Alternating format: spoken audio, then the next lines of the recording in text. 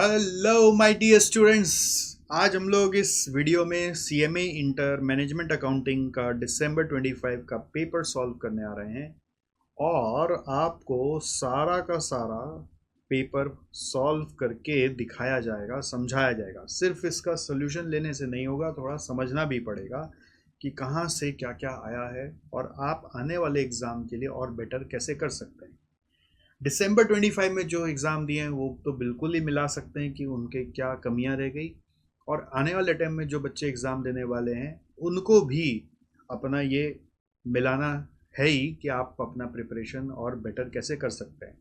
इससे पहले कि हम सॉल्व करें, पहले एक चीज़ आपको समझा देते हैं कि हमारे एसजीसी की तरफ से सुपर 50 क्वेश्चंस प्रिपेयर किए जाते हैं, जिसमें से 82 मार्क्स का ऑलमोस्ट सॉल्वेबल और मैचिंग क्वेश्चंस आ गया।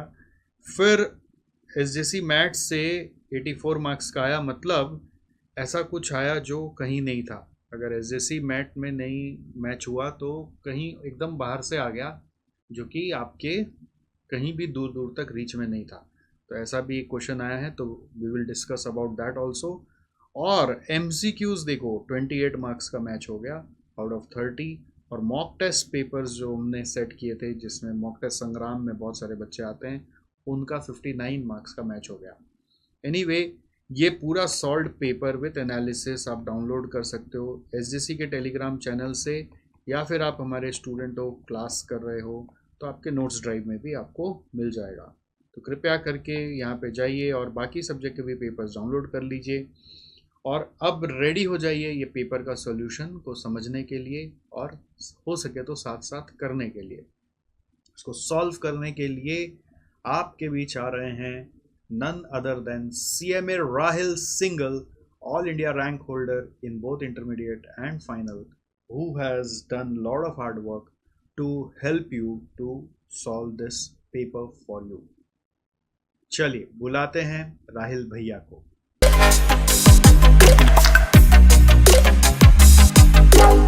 तो आप लोगों ने देख ही लिया है कि कितने मार्क्स का क्वेश्चन हमारे सुपर 50 एसजीसी मैथ और एबीसी एनालिसिस के हिसाब से मैच हो गया है। तो बिना किसी देरी के हम इस वीडियो को शुरू करते हैं और जल्दी से जल्दी पेपर को सॉल्व करते हैं। सबसे पहले सेक्शन है MCQ part. Which of the following options is not a characteristic of management accounting? क्या मैनेजमेंट अकाउंटिंग का एक कैरेक्टरिस्टिक नहीं है? फ्यूचर ओरिएंटेड, बिल्कुल मैनेजमेंट अकाउंटिंग फ्यूचर ओरिएंटेड है। अकाउंटिंग इन्फॉर्मेशन, हाँ मैनेजमेंट अकाउंटिंग से हमें अकाउंटिंग इन्फॉर्मेशन मिलता है। कंपल्सरी अकाउंटिंग नहीं, मैनेजमेंट अकाउंटिंग करना कोई कंपल्शन नहीं है। Which personnel of a financial firm plays a key role in management accounting? कौन सा पर्सोनेल मैनेजमेंट अकाउंटिंग में एक मेजर रोल प्ले करता है? मैनेजर्स। इन्वेस्टर्स नहीं, मैनेजर्स यस।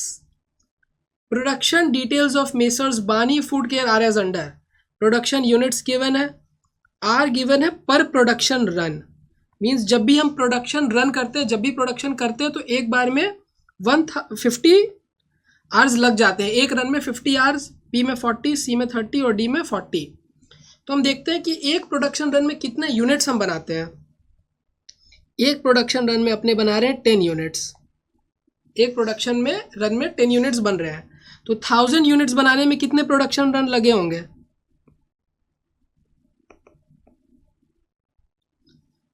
1000 यूनिट्स अगर मैंने बनाए तो 100 प्रोडक्शन रन।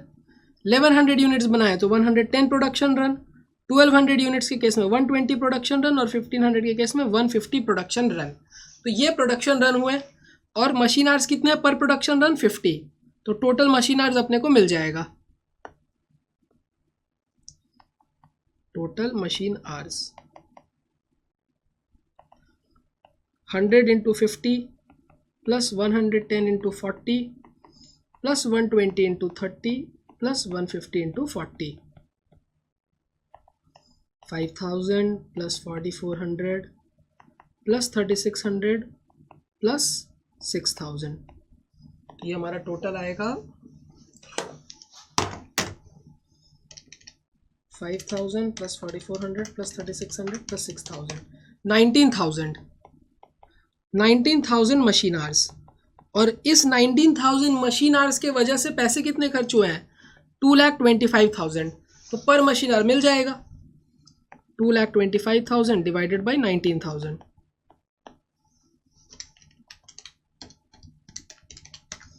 11.84। तो ये हमारा आंसर।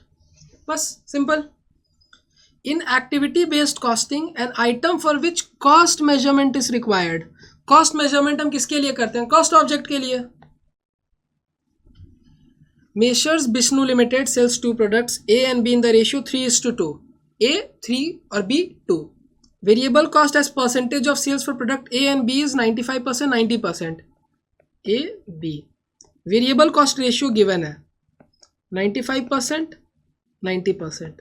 याद करिए जुगलबंदी जोड़ी को, variable cost ratio plus PV ratio का सम 100% होता है। तो वेरिएबल कॉस्ट रेशियो अगर 95% है तो पीवी रेशियो क्या होगा? 5%। और बी के केस में 10%। If total fixed cost is 7,000, total fixed cost given है 7,000, ब्रेक इवन पॉइंट आपको निकालना है मेशर्स बिश्नू लिमिटेड के लिए। तो ब्रेक इवन पॉइंट के लिए मेरे पास टोटल फिक्स्ड कॉस्ट है तो कंबाइंड पीवी रेशियो चाहिए ना। ब्रेक इवन पॉइंट का फॉर्मूला क्या होता है? Total fixed cost upon PV ratio. तो टोटल फिक्स्ड कॉस्ट मेरे को पता है, ब्रेक इवन पॉइंट पता है, पीवी रेशियो चाहिए, लेकिन पीवी रेशियो कंबाइंड चाहिए। क्यों? क्योंकि मैं break even point Bishnu limited का निकाल रहा हूँ, किसी पर्टिकुलर प्रोडक्ट का नहीं निकाल रहा हूँ। तो पीवी रेशियो भी हम कंबाइंड लेंगे, combined PV ratio.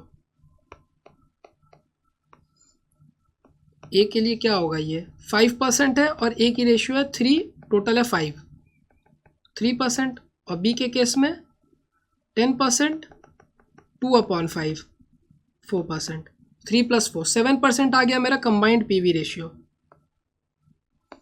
Combined PV ratio है 7%। बस अब फिक्स्ड कॉस्ट पता है, कंबाइंड पीवी रेशियो पता है, ब्रेक इवन पॉइंट मिल जाएगा। टोटल फिक्स्ड कॉस्ट है हमारा 7,000, कंबाइंड पीवी रेशियो है 7%, तो ब्रेक इवन पॉइंट आया 1 लाख। बस हो गया। A company sales declines from 9 lakh to 7 lakh. Sales में कितने का कमी आई है? 9 लाख से 7 लाख है, दैट मीन्स 2 लाख रुपीज का डिक्लाइन है। Delta sales that means change in sales -2 lakhs, causing a profit of 50,000 to become a loss of 50,000। 50,000 का प्रॉफिट था, 50,000 का लॉस हो गया। कितने का चेंज आया? 1 लाख रुपीज का चेंज आया। पहले 50,000 का प्रॉफिट, 0 प्रॉफिट बना, तो 50,000 का लॉस, और फिर 50,000 का लॉस, दैट मीन्स और -50,000 हुआ, तो कुल मिला के 1 लाख का लॉस हुआ। 50,000 से पहले 0 पे आए तो 50,000 कम हुआ, और फिर -50,000 पे गए, दैट मीन्स टोटल मिला के 1 लाख रुपीज का चेंज है। 1 लाख रुपीज का चेंज है प्रॉफिट में, तो डेल्टा प्रॉफिट 1 लाख नेगेटिव, क्योंकि लॉस हो गया है। अब PV ratio is equal to change in profit upon change in sales, delta profit upon delta sales. Change in profit है हमारा 1 lakh negative, change in sales है -2 लाख, या आया 50%। बस वेरी सिंपल, फॉर्मूला याद रहना चाहिए भाई साहब, बाकी कुछ नहीं है। ABCA manufacturing company is evaluating 2 machines for its production line. The associated cost are as follows. Associated cost given है, variable cost, fixed cost दोनों given है, 10, 4, 12,000, 3,000, करेक्ट। अब जब हमें डिसीजन लेना होगा कि हम कौन सी मशीनरी को चूज करें, तो अपने क्या देखेंगे? मेरे पास वेरिएबल कॉस्ट है, फिक्स्ड कॉस्ट है, दोनों की। वेरी गुड, इनडिफरेंस पॉइंट निकालिए। इनडिफरेंस पॉइंट, इनडिफरेंस पॉइंट क्या है? Delta variable cost divided by delta fixed cost, sorry, change in fixed cost upon change in variable cost. तो फिक्स्ड कॉस्ट में कितने का चेंज है? 12,000, 30,000, मतलब 18,000 का डिफरेंस है। और वेरिएबल कॉस्ट में 10 और 4, 6 रुपीज का डिफरेंस है, 3,000 यूनिट्स। इन डिफरेंस पॉइंट है 3,000 यूनिट्स। अब इन डिफरेंस पॉइंट से हमें क्या पता चलता है कि अगर हम 3,000 यूनिट्स बनाते हैं तो कोई भी मशीनरी चूज कर सकते हैं, सेमी ऑटोमेटेड भी चूज कर सकते हैं, फुल्ली ऑटोमेटेड भी चूज कर सकते हैं। लेकिन अगर 3,000 से कम बना रहे हैं या 3,000 से ज्यादा बना रहे हैं तो क्या कंक्लूजन मिलेगा? इसका कहना है कि अगर आप लेस देन 3,000 हो, लेस देन 3,000 हो, तो वो मशीनरी चूज करो जिसका फिक्स्ड कॉस्ट हाई है। That means in difference point से कम पे आपको उसको चूज करना है जिसकी फिक्स्ड कॉस्ट हाई हो, इन डिफरेंस पॉइंट के बियॉन्ड उस मशीनरी को चूज करना है जिसकी फिक्स्ड कॉस्ट तो ठीक है हाई हो लेकिन वेरिएबल कॉस्ट कम होनी चाहिए। फिर से क्या कंक्लूजन ड्रॉ किया कि अगर इन डिफरेंस पॉइंट के इक्वल हो, 3000 यूनिट्स बना रहा हूँ तो किसी भी मशीनरी के साथ जा सकता हूँ, सेमी ऑटोमेटेड भी फुल्ली ऑटोमेटेड भी। अगर 3000 यूनिट से कम है तो किसको चूज करना है, जिसकी फिक्स्ड कॉस्ट कम हो। फिक्स्ड कॉस्ट किसकी कम है, सेमी ऑटोमेटेड की। मतलब अगर 3000 यूनिट से कम है तो सेमी ऑटोमेटेड को चूज करना है, और अगर 3000 यूनिट से बियॉन्ड चला जाता हूँ, इन डिफरेंस पॉइंट के बियॉन्ड चला जाता हूँ, तो उस गुड्स को, उस मशीनरी को चूज करना है जिसकी वेरिएबल कॉस्ट कम हो। तो वेरिएबल कॉस्ट किसकी कम है, फुल्ली ऑटोमेटेड की। तो अपने क्या चूज करेंगे, 3000 यूनिट्स के से कम है तो सेमी ऑटोमेटेड, 3000 यूनिट से ज्यादा है तो fully automated. The semi automated machine should be chosen if the expected production is 2500 units. Yes, 3000 unit से कम है तो किसे चूज करना था, सेमी ऑटोमेटेड को। तो ये तो सही है। The fully automated machine should be chosen if the expected production is 2500 units. अगर एक्सपेक्टेड प्रोडक्शन 2500 यूनिट्स है तो अपने क्या चूज करने वाले हैं, सेमी ऑटोमेटेड। ये तो गलत है। The semi automated machine should not be chosen if the expected production is 3500 units. ये भी सही लग रहा है कि अगर एक्सपेक्टेड प्रोडक्शन 3500 है तो सेमी ऑटोमेटेड को अपने क्यों चूज करेंगे, नहीं चूज करेंगे। वहां पे तो फिर फुल्ली ऑटोमेटेड चूज कर लेंगे। The choice between machines does not matter if production is 3500 units. नहीं, वो मैटर तब नहीं करेगा जब 3000 यूनिट्स हो। तो ये भी सही लग रहा है। वो शुड बी चोजन है, सॉरी यहां पे तो होना चाहिए शुड नॉट बी चोजन। जब एक्सपेक्टेड प्रोडक्शन हमारा 3500 यूनिट्स होगा तो हम तो फुल्ली ऑटोमेटेड मशीन चूज करेंगे ना, तो ये भी गलत है। ये तीनों ही ऑप्शन गलत है, तो पहला ऑप्शन सही है, तो ए करेक्ट आंसर है। If which of the following is not a method of transfer pricing. क्या ट्रांसफर प्राइसिंग का एक मेथड नहीं है। टोटल कॉस्ट मेथड है, मार्जिनल कॉस्ट मेथड है, स्कीमिंग प्राइस मेथड नहीं, ये कोई मेथड नहीं है। This is the correct answer. A companies budget and actuals for a period are as follows. Budgeted production है 6000 units, budgeted variable overhead है 1,20,000। तो budgeted variable overhead per unit मिल जाएगा अपने को 1,20,000 upon 6000, 1,20,000 upon 6000, 20 rupees. Standard time एक unit के लिए 2 hours. Actual production है 5900 यूनिट्स, एक्चुअल ओवरहेड इनकर्ड है 1,22,000, एक्चुअल आवर्स वर्क गिवन है। वेरिएबल ओवरहेड कॉस्ट वेरिएंस निकालना है। तो इन्होंने आवर्स क्यों दिया है भाई, कोई काम ही नहीं है। ओवरहेड कॉस्ट वेरिएंस के लिए क्या देखना है कि जो भी एक्चुअली में मैंने प्रोड्यूस किया है उसको स्टैंडर्ड वे में प्रोड्यूस करता तो क्या कॉस्ट लगता। तो एक्चुअल में मैंने प्रोडक्शन कितना किया है 5900 यूनिट्स, स्टैंडर्ड के हिसाब से 20 रुपीज़ के हिसाब से मेरे को देना था 5900 इंटू 20, स्टैंडर्ड के हिसाब से ये बनता है। और एक्चुअल में क्या बना है, एक्चुअल में लगा है 1,22,000, बस मिल गया। 5900 यूनिट्स बने और एक यूनिट का 20 रुपया स्टैंडर्ड रेट है, तो 5900 यूनिट्स का क्या बनता है 5900 इंटू 20, 1,18,000। और एक्चुअली में लगा है 1,22,000, दैट मीन्स 4,000 ज़्यादा लग गया, 4,000 ज़्यादा लग गया, तो ये हमारी एडवर्स वेरिएंस है, 4,000 एडवर्स। बस इतना सिंपल क्वेश्चन। बताइए, measures and store limited produces 500 units of product A in 12 hours per unit against standard hours of 16 per unit. देखिए कितनी अच्छी बात है, आपको 16 आवर्स दिए गए बनाने के लिए, प्रोडक्ट आपने 12 आवर्स में ही बना दिया, अच्छी बात है ना। 16 आवर्स दिए गए, 12 आवर्स में बना रहा है, मतलब आप एफिशिएंट हो। स्टैंडर्ड रेट है 48, एक्चुअल रेट है 52, लेबर एफिशिएंसी वेरिएंस ढूंढना है।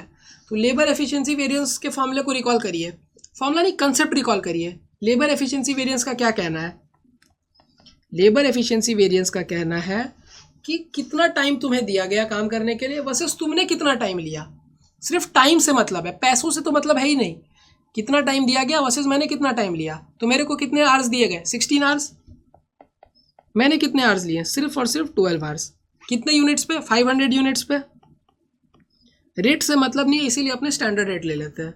स्टैंडर्ड रेट है 48, 4 इंटू 500 इंटू 48। और ये हमारे लिए अच्छी बात है या बुरी बात है, मैंने कम टाइम लिया है, वेरी गुड, अच्छी बात है। तो वेरिएंस कैसा आएगा, फेवरेबल। 4 इंटू 500 इंटू 48, 96,000 फेवरेबल हो गया। बताइए, इतना इजी।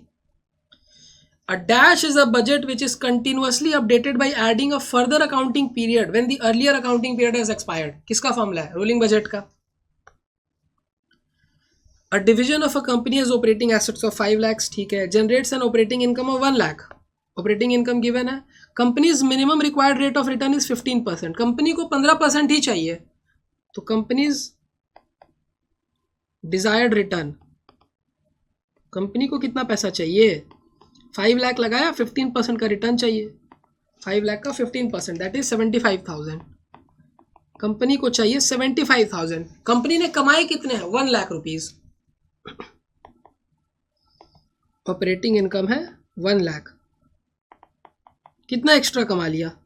25,000 एक्स्ट्रा कमाया, तो यही रेसिडुअल इनकम है। बताइए, इतना easy.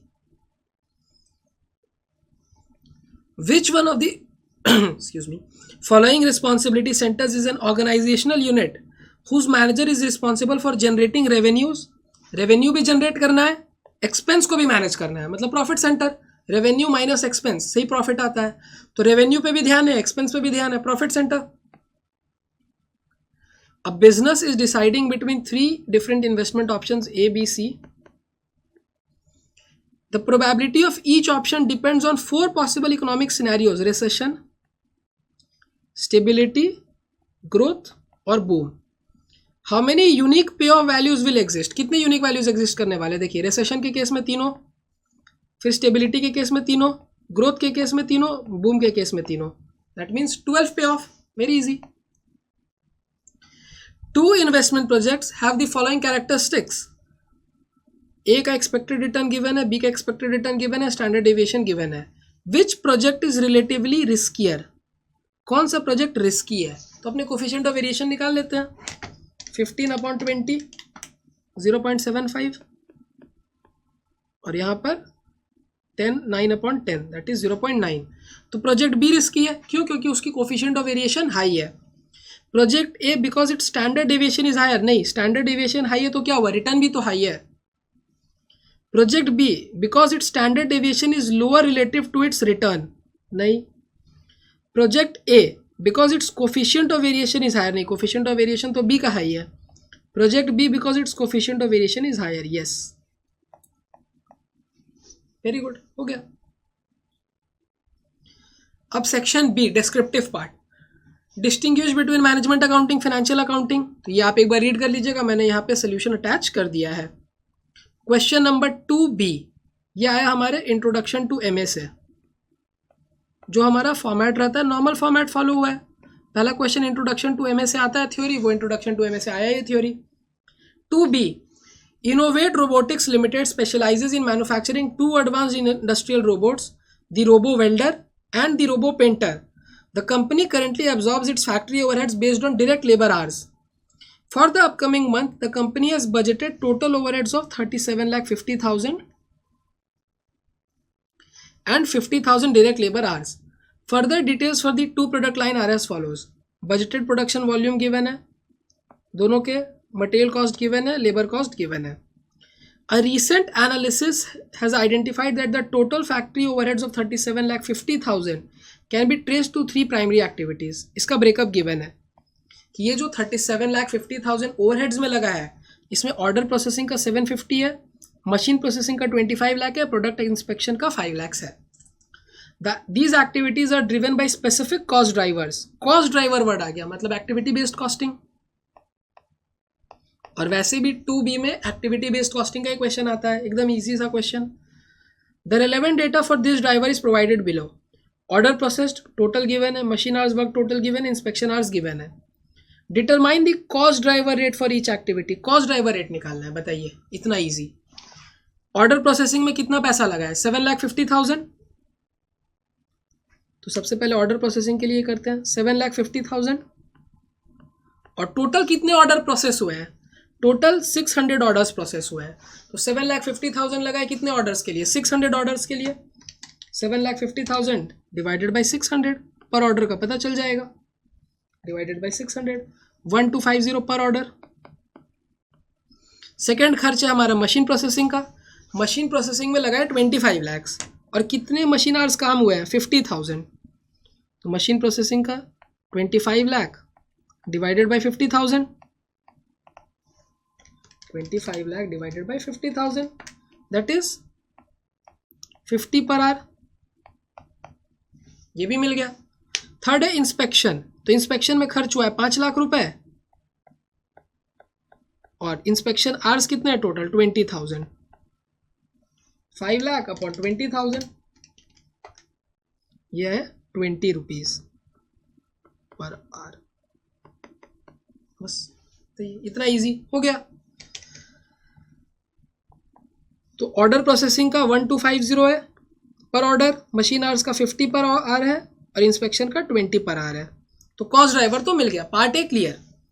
Prepare a statement showing the total manufacturing cost per unit for both RW1 RP2। अब दोनों को बस सेग्रीगेट करना है, दोनों के मशीन आवर्स गिवन है, इंस्पेक्शन आवर्स गिवन है, ऑर्डर कितने प्रोसेस हुआ वो भी गिवन है, बस अब तो डेटा पुट करना है सिर्फ। मैंने रोबो वेल्डर RW1 6400 यूनिट्स बनाया है और RP2 बनाया है 7700 यूनिट्स, बस अब पुट करना है। डायरेक्ट मटेरियल कॉस्ट लगता है 700 पर यूनिट, तो डायरेक्ट मटेरियल 700 के हिसाब से 700 इंटू 6400 करिए, 44,80,000 वही आ रहा है। 700 इंटू 6400 ये मिल गया। और RP2 में क्या मटेरियल का कॉस्ट है 800 पर यूनिट, तो 800 के हिसाब से मल्टीप्लाई कर दीजिए 7700 को, तो ये आ जाएगा।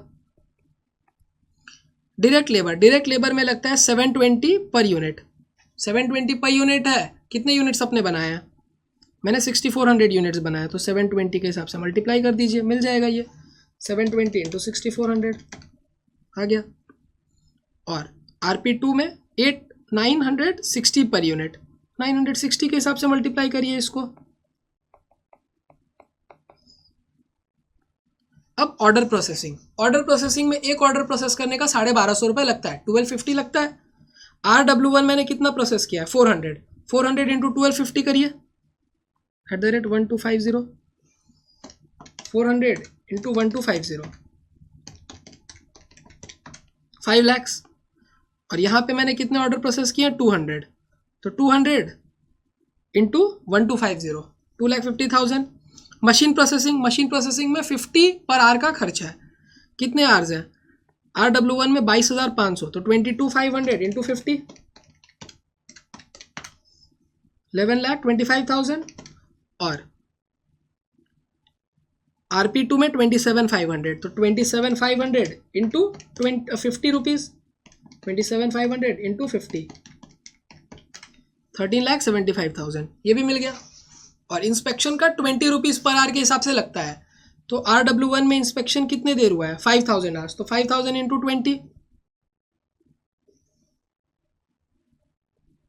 सॉरी ये 25 आएगा, मैंने कुछ मिस्टेक किया है क्या कंप्यूटेशन में। Product inspection 5 lakh divided by 20,000, ओ ये 25 पर आवर आएगा, 25 पर आवर, तो 25 पर आवर लगता है, तो एक आवर का 25 है, कितने आवर्स काम हुआ है 5,000, तो 5,000 इंटू 25 1,25,000। और यहाँ पे 15,000, तो 15,000 इंटू 25 3,75,000 टोटल मिल गया मेरे को। अब टोटल मैन्युफैक्चरिंग कॉस्ट पता है, नंबर ऑफ यूनिट्स के साथ डिवाइड कर दीजिए, नंबर ऑफ यूनिट्स कितने हैं 6400 और यहाँ पे 7700 पर यूनिट कॉस्ट आ जाएगी। तो ये बहुत इजी क्वेश्चन था ABC का, कॉस्ट ड्राइवर निकालना बहुत इजी और फिर बस एलोकेट करना है, हो गया एकदम easy question. Next 3A, Your Home Limited manufactures a kitchen appliance that consists of 4 components. Each component can either be produced in-house or purchased from external suppliers. The cost detail, market prices and other relevant information for these components are given below. बताया जा रहा है कि एक kitchen appliance हम manufacture करते हैं, उसके लिए 4 प्रोडक्ट्स लगते हैं मेरे को A, B, C और D। अब इन A, B, C और D को या तो मैं घर पे बना सकता हूँ या फिर बाहर से खरीद सकता हूँ। तो प्राइमा फेसी ये क्वेश्चन कैसा लग रहा है मेक वर्सेस बाई का, यही तो बता रहा है ना कि या तो घर पे बना लो या बाहर से खरीद लो, मतलब मेक वर्सेस बाई का क्वेश्चन लग रहा है अभी तक। तो number of units required, direct material, सब खर्चे आपको गिवन है। There are constraints in the machine time manufacturing all the components. एक कंस्ट्रेंट है मशीन टाइम का। मशीन टाइम मेरे पास कुछ लिमिटेड है, 12,000 आवर्स ही मशीन टाइम है, तो मैं सब तो नहीं बना सकता हूँ। It is possible to use the machine time in a second shift which will extract 20% extra wages and other fixed overheads at 6,000 for every 1,000 hours और पार्ट देयर ऑफ। ये मशीन आवर्स को आप बढ़ा सकते हो सेकेंड शिफ्ट ऑपरेट करके। अब second shift को ऑपरेट करोगे तो 20% वेजेस एक्स्ट्रा लगने वाले हैं और फिक्स्ड ओवरहेड्स बढ़ जाएंगे। कितने? हर 1,000 आवर्स के लिए 6,000 रुपीज़, मतलब 1,000 0 से 1,000 आवर्स है तो 6,000, फिर 1,000 से 2,000 आवर्स हुआ तो और 6,000 बढ़ गया, मतलब 6,000 करके पर आवर का, पर 1,000 आवर्स का बढ़ना है। Based on the above situation, you are required to determine the most cost effective make or buy decision for the 4 components। वही make और buy यही क्वेश्चन है। चलिए देखते हैं। तो सबसे पहले जब एक लिमिटेशन है तो लिमिटिंग फैक्टर भी है, तो जब भी क्वेश्चन में लिमिटिंग फैक्टर रहता है तो अपने क्या करते हैं? वेरी गुड, लिमिटिंग फैक्टर रहेगा तो आप कंट्रीब्यूशन पर लिमिटिंग फैक्टर निकालिए। इस क्वेश्चन में देखिए वेरिएबल कॉस्ट क्या है? Direct material, direct labour, direct expense, ये तीनों वेरिएबल खर्चे हैं आपके। ऐड करिए 120 प्लस 60 प्लस 80, 260। यहाँ पर 140 प्लस 60 प्लस 80, 280। फिर 150, 120, 80, 350। और यहाँ 120, 80 प्लस 80, 280। ये मेरा वेरिएबल कॉस्ट है कि जब मैं गुड्स बनाऊंगा तो इतना पैसा लगेगा, वेरिएबल। 260 में बन जाएगा और मार्केट प्राइस है 300, तो मैं पर यूनिट कितने पैसे सेव कर रहा हूँ? अगर मैं इन हाउस बना रहा हूँ तो मैं इन हाउस बनाऊंगा तो 260 रुपये लगेगा, और अगर बाजार से खरीदूंगा तो 300 लगना है। दैट मीन सेविंग्स कितने की है? सेविंग्स है 40 रुपीज़ की। सेविंग्स है यहाँ पे 40 रुपीज़ की। बी के केस में 280 रुपीज़ लगते हैं और अगर खरीदने जाऊंगा तो 320 लगेगा, यहाँ पे भी 40 रुपीज़ की सेविंग्स है। सी में 350 लगता है और 400 बाजार में मिलता है। दैट मीन्स 50 रुपीज़ यहाँ पे सेव हो जा रहे हैं। बाजार से खरीदूंगा 400, घर पे बनाया 350। डी के केस में 280 लगता है और 270 में बाजार से ही मिल रहा है, बाजार से सस्ते में मिल रहा है, तो यहाँ 10 रुपीज़ की लॉस हो रहा है। तो डी को क्या हमें कभी भी बाजार से खरीदना मीन्स घर पे बनाना चाहिए? नहीं। क्यों? क्योंकि बाजार से ही सस्ता में मिल रहा है। बाजार से खरीदूंगा तो 270 में मिल जाएगा और खुद बनाने जाऊंगा तो 280 लगेगा, तो डी को तो घर पे बनाना ही नहीं है। डी को तो घर पे बनाना ही नहीं है। अब बाकी डिसीजन लेते हैं कि किसको घर पे बनाए, किसको बाजार से खरीदे, या किसी को सेकेंड शिफ्ट ऑपरेट करके बनाए, वो नहीं पता। अब देखिए कि मशीन आर कितना लग रहा है। Direct expense at the rate 40 पर मशीन आर। एक मशीन आर का 40 रुपये है। ए में 80 रुपये लगे, मतलब 2 मशीन आर। ए में 2 मशीन आर है। बी में 60 रुपीज़ खर्च हुए हैं और एक मशीन आर का 40 रुपीज़ है। दैट मीन्स बी में 1.5 मशीन आर कंज्यूम हो रहा है। 40 रुपये लगता है एक मशीन आर का, आपका 60 रुपीज़ खर्च हुआ है, मतलब 1.5 मशीन आर कंज्यूम हुआ है। और सी के केस में अगेन 80 रुपीज़ का खर्च है। दैट मीन्स 2 मशीन आर लगता है। अब हम देखते हैं सेविंग्स कितने की हुई है। सेविंग्स है 40, 40, 50 और यहाँ पे तो नेगेटिव है 10। डी को इग्नोर करना है। मशीन आर कितना लग रहा है? ए में 2 आवर्स, बी में 1.5, सी में 2 और डी में भी 2 लग रहा है, बट डी को आप कंसिडर नहीं करेंगे। तो सेविंग्स पर मशीन आर, जो आपको सबसे ज़्यादा सेविंग्स दे रही है आप उसको प्रोड्यूस करिए ना घर पे। तो सबसे ज़्यादा सेविंग्स हमें किससे हो रही है? ए में 1 आर का 20 सेविंग होता है, बी में 26.67, सी में 25 और डी में तो कोई सेविंग्स है ही नहीं क्योंकि डी में लॉस है। अब रैंक सबसे ज़्यादा सेविंग्स कहाँ पर है? बी में, फिर सी में, फिर ए में। तो बी को भी हम ट्राई करेंगे घर पे बना ले। बी को तो मतलब ट्राई क्या, बी को घर पे ही बनाना है। तो बी के कितने यूनिट्स मेरे को चाहिए? 3500 यूनिट्स चाहिए। अब 3500 यूनिट्स के लिए एक्सक्यूज मी, मेरे को कितने आवर्स लगते हैं per unit? Per unit 1.5 hours लगते हैं। 3500 यूनिट्स के लिए कितने लगने वाले हैं? 3500 इंटू 1.5, 5250 आवर्स। मेरे पास टोटल में आवर्स कितने हैं? 12,000 आवर्स हैं।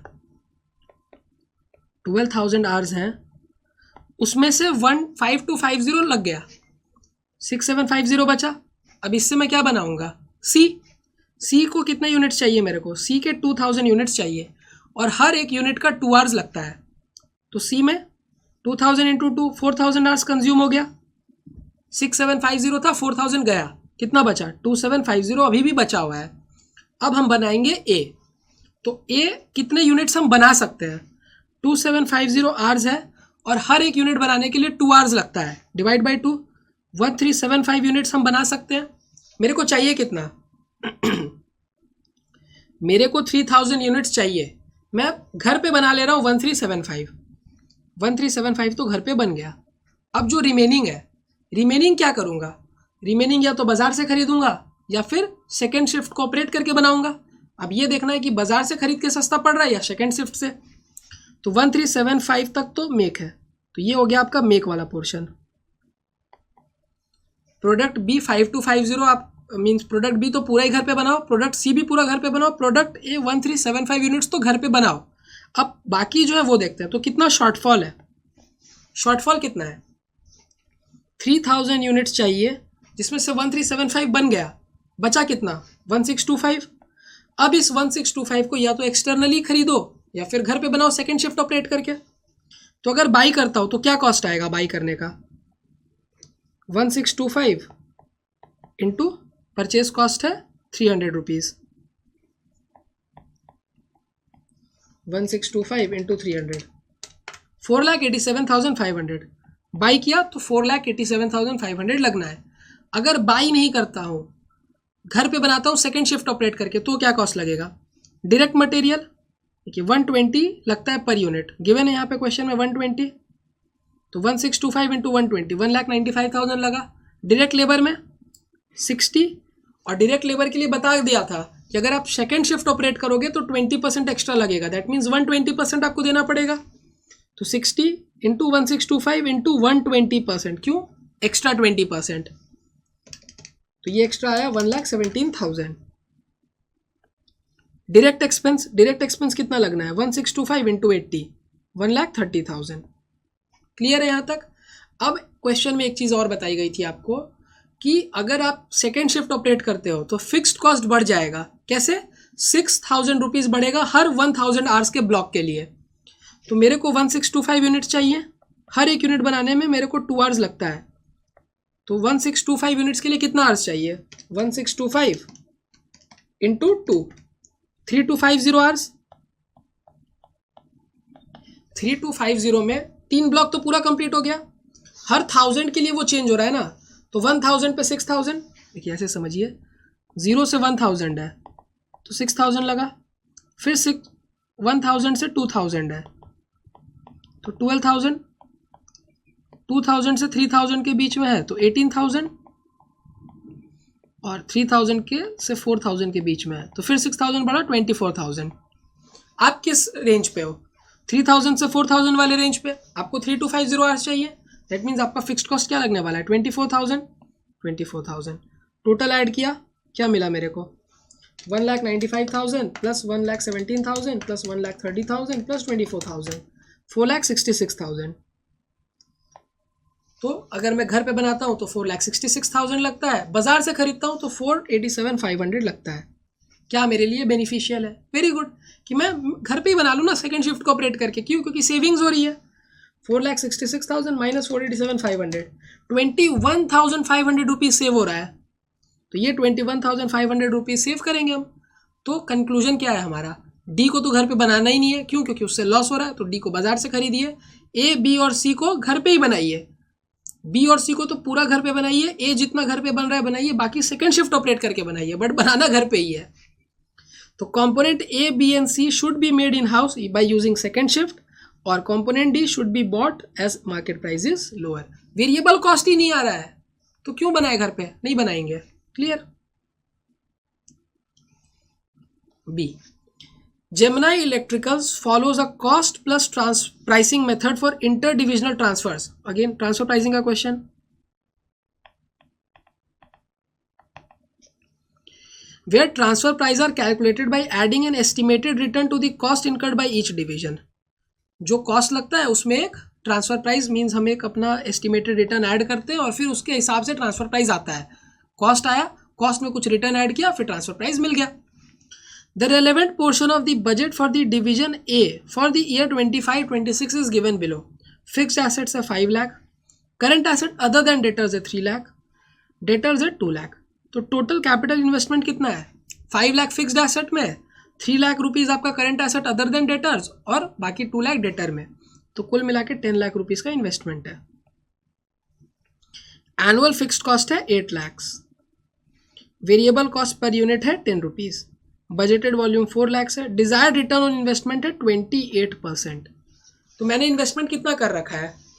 10 लाख रुपीज़, 10 लाख का 28%, 2,80,000, और ये जो 2,80,000 रुपीज़ है ये कितने यूनिट्स का है? मीन्स 2,80,000 मेरे को रिटर्न चाहिए। ये रिटर्न कितने यूनिट से चाहिए? ये रिटर्न मेरे को चाहिए 4 लाख यूनिट से। 2,80,000 रुपीज़ चाहिए 4 लाख यूनिट से। एकदम लॉजिक है ना। 2,80,000 चाहिए कितने यूनिट्स को बेच के? 4 लाख यूनिट्स को। तो पर यूनिट रिटर्न कितना चाहिए? 2,80,000 divided by 4 lakh, that means 0.7 का रिटर्न चाहिए। एनुअल फिक्स्ड कॉस्ट है 8 लाख और बजटेड वॉल्यूम ऑफ प्रोडक्शन है 4 लाख। तो पर यूनिट फिक्स्ड कॉस्ट क्या आ रहा है? टोटल 8 लाख रुपए फिक्स्ड कॉस्ट में लगना है, 4 लाख यूनिट्स बन रहे हैं, तो पर यूनिट ये आएगा 2 रुपीज़। पर यूनिट आया 2 rupees. Variable cost per unit क्या है? 10 रुपीज़। दैट मीन्स टोटल मिला के आपका कॉस्ट क्या लग रहा है? Total cost variable cost per unit plus fixed cost plus per unit.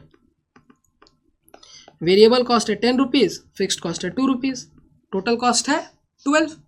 और आप ट्रांसफर प्राइस कैसे निकालते हो? कॉस्ट में रिटर्न ऐड कर देते हो। कॉस्ट है 12, रिटर्न कितना चाहिए पर यूनिट? 0.7, 12.7 आ जाएगा आपका transfer price. Determine the transfer price 12.7। बताइए, एकदम इजी, कुछ भी इसमें टेढ़ा मेढ़ा था? कोई टेढ़ा मेढ़ा कुछ भी नहीं। Total assets 5 lakh, 3 lakh, 2 lakh, 10 lakh rupees के एसेट्स हो गए। तो रिटर्न कितना चाहिए मेरे को? 2,80,000, 28% of 10 lakh. Per unit return 2,80,000 upon 4 lakh, that is 0.7।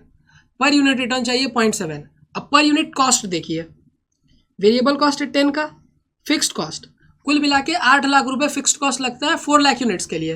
पर यूनिट फिक्स्ड कॉस्ट है 2 रुपीज़, डिजायर्ड रिटर्न है 0.7, कुल मिला के ट्रांसफर प्राइस आ गया 12.7। हो गया। Second, suppose division A sells 20% of its output in the external market. 20% output हम बाजार में बेचते हैं at a competitive price of 14 per unit, और बाजार से हमें कितने पैसे मिलते हैं? 14। ट्रांसफर कर रहे हैं तो क्या मिल रहा है? 12.7। बाजार में बेच रहे हैं तो 14 मिल रहा है।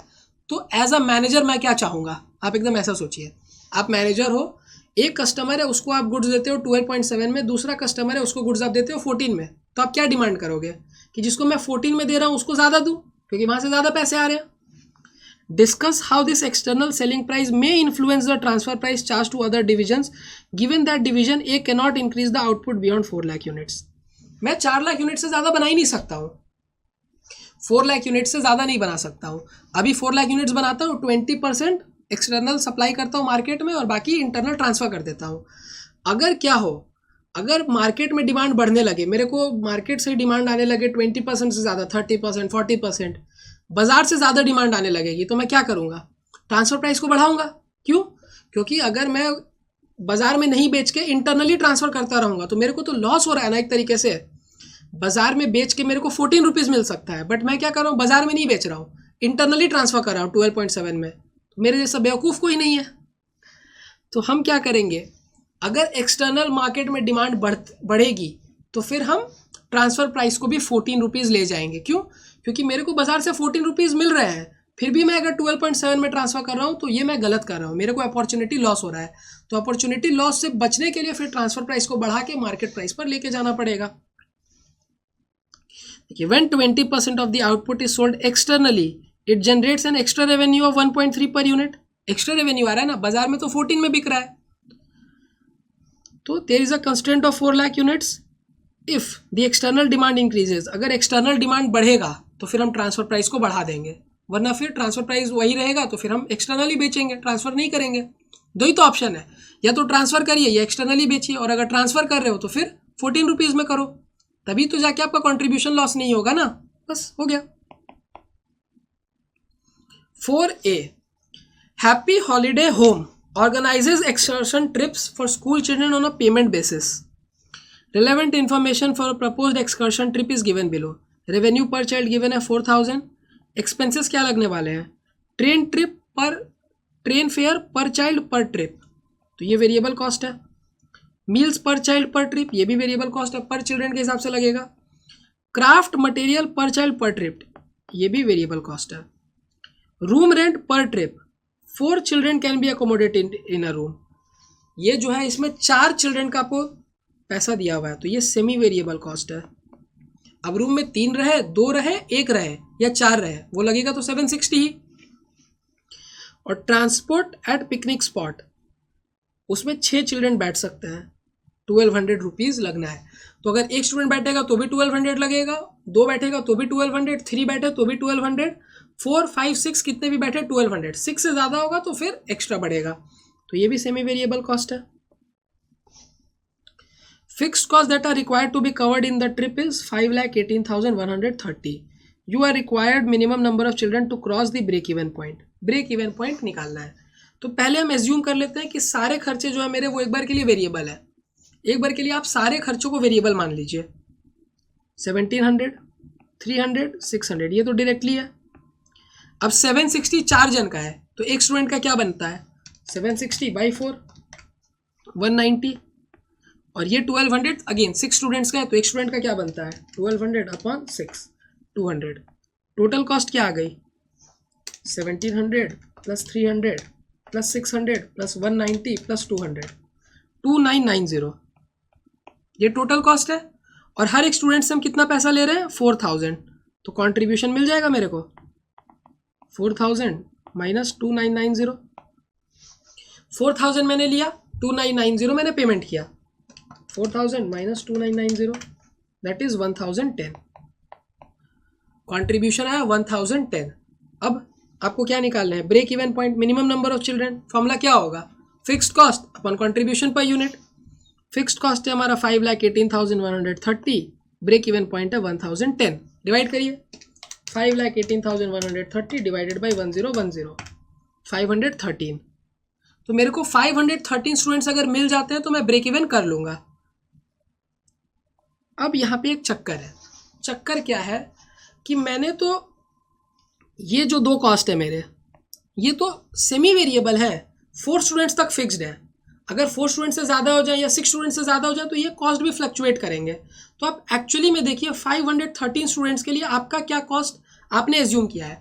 आप तो मानकर चल रहे हो कि रूम रेंट 190 रुपये लगेगा एक स्टूडेंट का, 190 लगेगा एक स्टूडेंट का, तो 513 स्टूडेंट्स का क्या लगना चाहिए 513 divided by 1 multiplied by 190, 513 multiplied by 190, 97470।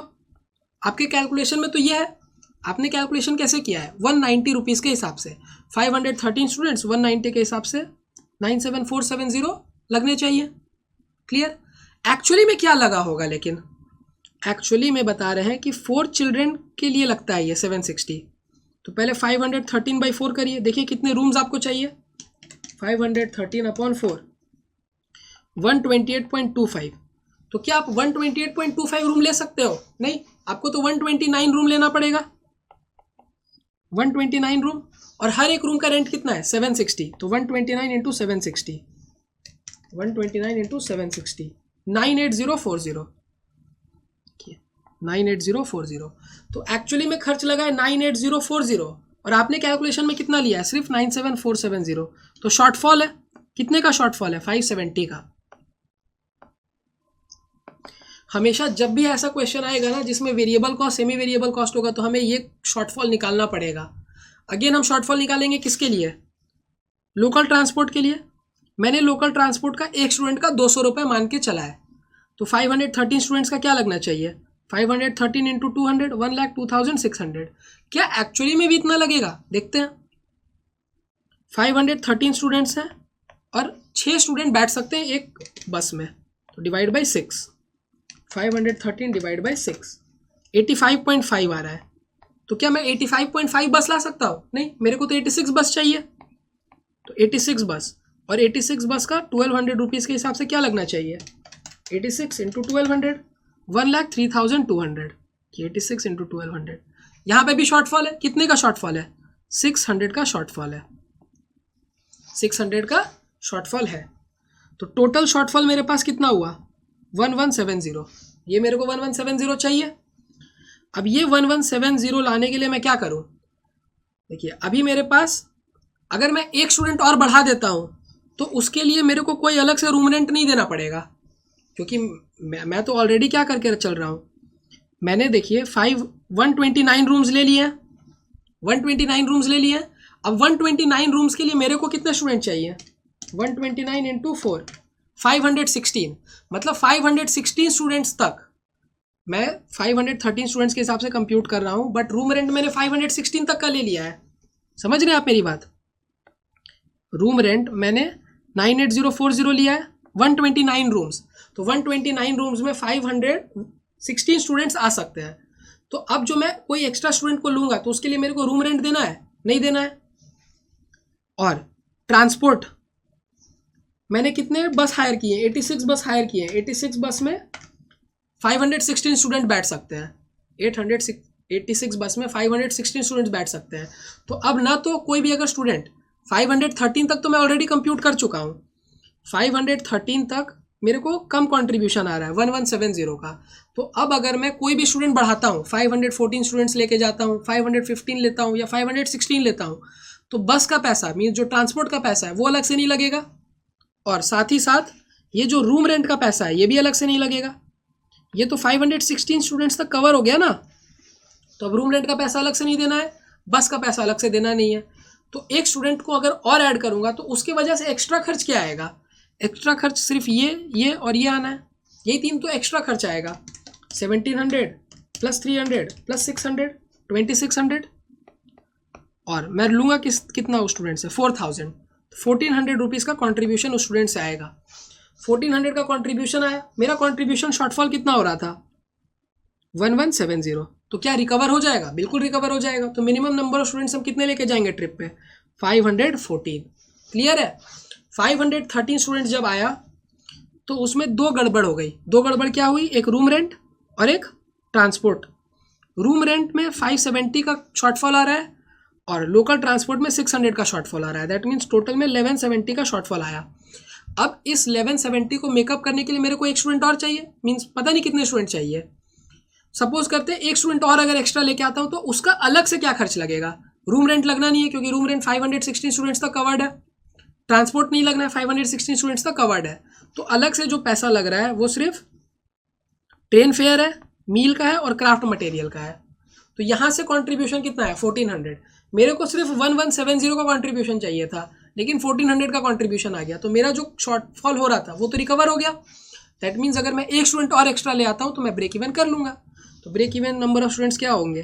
514। Clear एकदम? चलिए बी। ये बहुत अच्छा क्वेश्चन है, very good question, but this question hurted me here. ऐसा स्टूडेंट सोच रहे होंगे एग्जाम में। RRS limited, a consumer goods manufacturer, usage a large volume of tin containers. बहुत ज़्यादा मात्रा में टिन कंटेनर वो यूज़ करते हैं। Which are sold on a returnable basis to their local distributor who are required to deposit 25 per tin, refundable on the return of tins. हम tin देते हैं उनको और फिर वो टिन हमें रिफंड कर देते हैं, तो हम उनको 25 रुपीज़ वापस दे देते हैं। The company incurs a cost of 32 पर tin, which depending upon its condition on return can be used 6 to 8 times. Unusable tins are sold as scrap at 8 per tin. जो अनयूजेबल टिन्स है, जिनको हम use नहीं कर सकते, उनको हम 8 रुपीज़ पे बेच देते हैं। Normally 15,000 tins are scrapped each month. हर महीने 15,000 टिन्स स्क्रैप होते हैं। तो 15,000 इंटू 8, 1,20,000 यहाँ से रेवेन्यू आ सकता है, revenue from sale of scrap. 15,000 into 8 that is 1,20,000। तो अगर इन टिन्स को मैं स्क्रैप में बेच देता हूं तो 1,20,000 आ जाएगा। The company has received a suggestion from an employee to convert such scrapped tins into usable lids for the other container. एक एम्प्लॉय ने बड़ा अच्छा सजेशन दिया है, क्या कि इन टिन्स को स्क्रैप नहीं करके, स्क्रैप में बेच के नहीं, हम कन्वर्ट कर देते हैं यूजेबल लिड्स में. Following data is available concerning this proposal. क्या डेटा है? हर एक टिन से हम 5 लिड बना सकते हैं. हर एक टिन से 5 लिड बना सकते हैं. तो मेरे पास कितने टिन है जिनको मैं स्क्रैप कर देता हूँ? 15,000. और हर एक टिन से 5 लिड्स बन सकते हैं. तो टोटल कितने लिड्स बनने वाले हैं? 15,000 इंटू 5, 75,000 लिड्स बनेगा. Cost of conversion into lids is ₹50 per 100 piece. हर 100 पीस का कॉस्ट है 50 रुपीज़. हर 100 पीस का कॉस्ट है 50 रुपीज़. तो आप एकदम लॉजिकली सोचिए, मतलब एक पीस का कॉस्ट क्या होगा? 0.50. अगर 50 रुपीज़ कॉस्ट है 100 टिन्स, 100 लिड्स का, तो एक लिड का कॉस्ट क्या आएगा? 50/100, दैट इज 0.5. 75,000 लिड्स का क्या आने वाला है? 75,000 इंटू 0.5, 37,500. 50 लिड्स को कन्वर्ट करने का कॉस्ट है 100 रुपीज़. नहीं, 100 पीस को कन्वर्ट करने का है 50 रुपीज़. मतलब पर पीस 0.5 का कॉस्ट है. तो 75,000 लिड्स को कन्वर्ट करने के लिए 37,500 लगेगा. Each tin weighs 1 kg. हर एक टिन का वेट है 1 kg. तो 15,000 टिन का वेट कितना होगा? 15,000 kg. और हर एक लिड का जो वेट है 120 ग्राम्स है. आप कितने लिड बना रहे हो? 75,000 लिड्स. तो 75,000 इंटू 120 डिवाइड कर देते हैं 1000 से, तो ये किलोग्राम में आ जाएगा. 75,000 मल्टीप्लाइड बाई 120, तो लीड्स का वेट आया, और 1000 से डिवाइड किया केजी में कन्वर्ट करने के लिए. 75,000 इंटू 120 डिवाइडेड बाई 1000.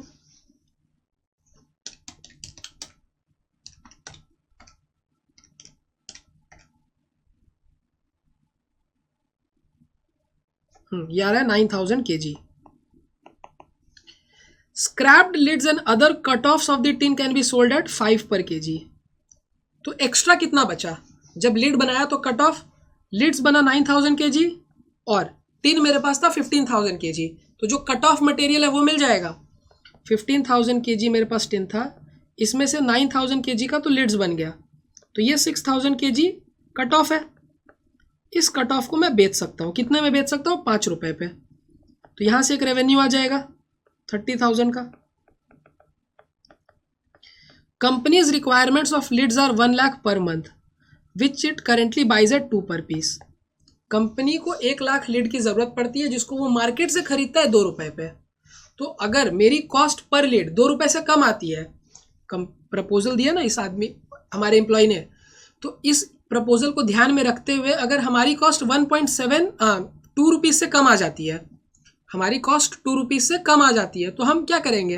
एम्प्लॉय की बात सुनेंगे. अगर 2 रुपीज़ से ज़्यादा आ जाती है कॉस्ट, तो फिर हम मार्केट से बाई करेंगे. एकदम लॉजिकल है. एक हम अभी क्या कर रहे हैं? 1 लाख लीड्स मार्केट से बाई करते हैं 2 रुपीज़ पे. अगर मेरे को एम्प्लॉय के प्रपोजल से इस लीड की कॉस्ट मैं घर पे ही बनाऊंगा, तो अगर 2 रुपीज़ से कम आती है तो मैं घर पे बनाऊंगा, वरना फिर बाजार से खरीदूंगा. एकदम लॉजिकल है. An evaluation of the proposal with supporting workings whether to accept और नॉट टू एक्सेप्ट. एक्सेप्ट करना चाहिए या नहीं करना चाहिए. अगर हम एक्सेप्ट कर लेते हैं तो क्या कॉस्ट लगने वाला है? पहले देखिए, एक्सेप्ट करते हैं तो क्या कॉस्ट आ रहा है. सबसे पहले अगर एक्सेप्ट करते हैं तो 1,20,000 जो मेरे को सेल करके मिल रहा था, ये जो रेवेन्यू आ रही थी फ्रॉम सेल ऑफ स्क्रैप, ये नहीं आएगी. मैं स्क्रैप को सेल करके 1,20,000 कमा लेता था, ये तो अब नहीं कमा पाऊंगा ना. एकदम लॉजिकल है. ठीक है, तो ये मेरे लिए एक एक्सपेंस है. जो पैसे मैं कमा रहा था अब नहीं कमा रहा हूँ, तो मेरे लिए एक्सपेंस ही तो है भाई साहब. 1,20,000 एक कॉस्ट बढ़ गई, रेवेन्यू आ रही थी अब नहीं आएगी, तो एक कॉस्ट आया 1,20,000.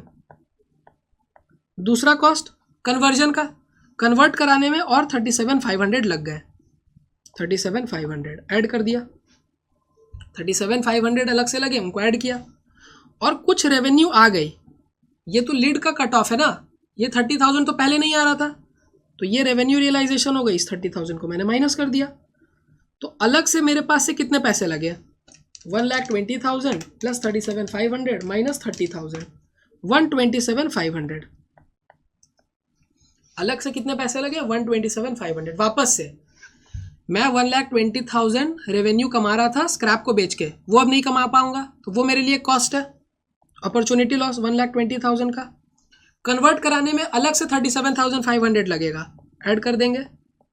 और ये जो 30,000 रुपीज़ जो कट ऑफ मटेरियल है उनको बेच के आ रहा है, ये तो पहले नहीं आ रहा था ना, क्यों, पहले तुम पूरा ही बेच दे रहे थे। तो ये 30,000 अब आएगा जब हम लीड्स बनाएंगे। तो ये 30,000 एक रेवेन्यू है, तो इसको माइनस किया, तो एक्स्ट्रा पैसे मेरे पास कितने जेब से लगे, 120 जो रेवेन्यू आ रहा था वो नहीं आया, तो वो मेरे लिए कॉस्ट है 37,500 कन्वर्जन का कॉस्ट, और 30,000 रुपीज़ रेवेन्यू आ गया जो कट ऑफ मटेरियल उसको बेच के।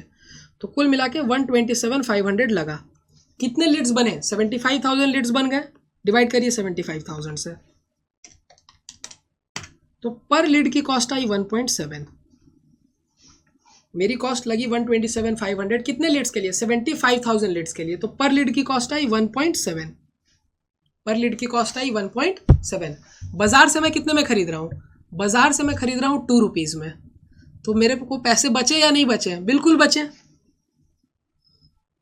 एक्सेप्टेबल 75,000 लीड्स आए, cost of conversion 37,500, weight of scrapped lids ये मैंने निकाल के आपको दिखाया ही 15,000 kg, और लीड 75,000 लीड्स है, 120 ग्राम एक की वजन, 75,000 इंटू 120 डिवाइडेड बाई 1,000 या 9,000, 6,000 kg है कट ऑफ, और इस कट ऑफ को मैं 5 रुपये पे बेच दूंगा 30,000।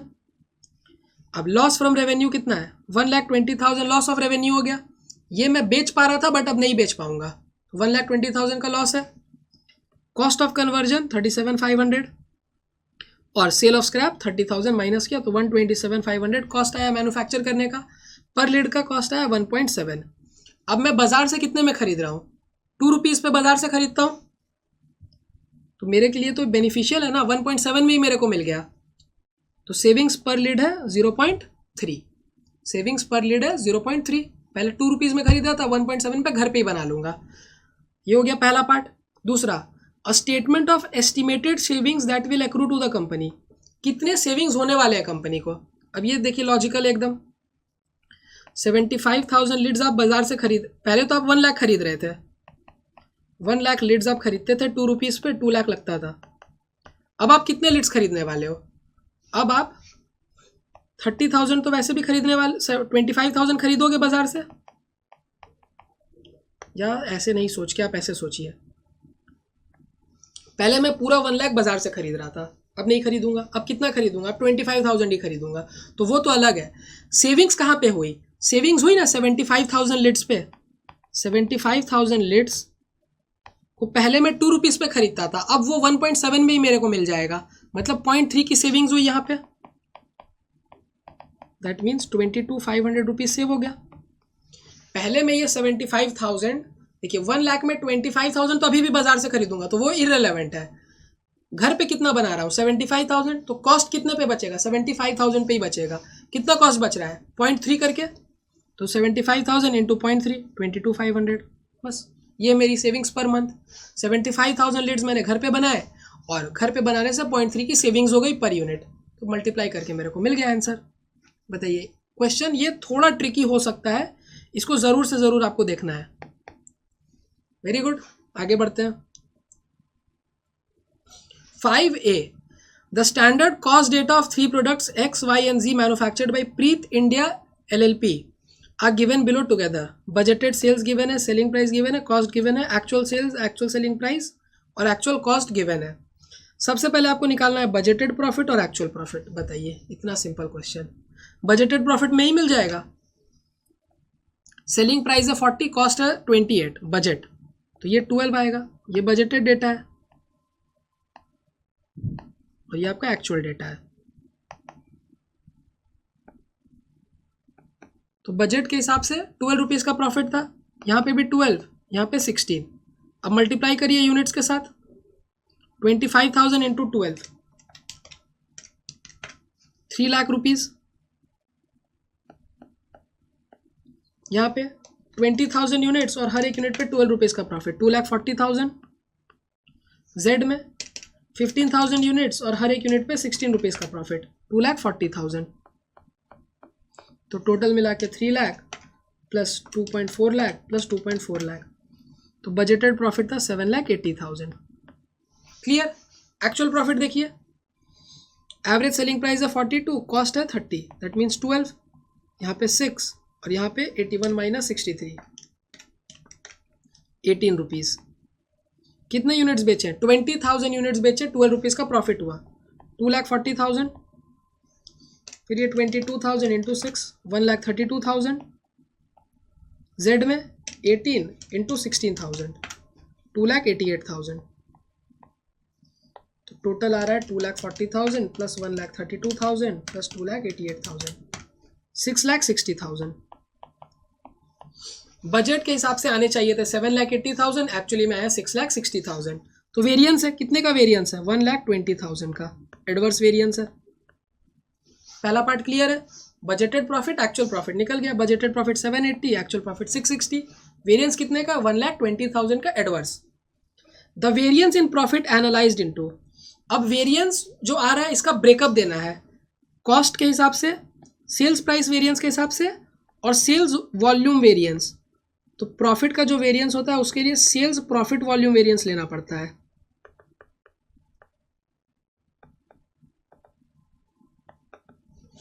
अब हम कॉस्ट वेरिएंस निकालेंगे, तो कॉस्ट वेरिएंस का फॉर्मूला क्या है? एकदम लॉजिकल है कि बजट के हिसाब से क्या कॉस्ट लगना चाहिए था वर्सेस एक्चुअल में क्या लगा है, और जब कॉस्ट लगेगा तो वो कितने यूनिट्स पे लगेगा? जितने यूनिट्स हमने बेचे हैं। तो कॉस्ट वेरिएंस का फॉर्मूला क्या है? Budgeted cost minus actual cost into actual quantity.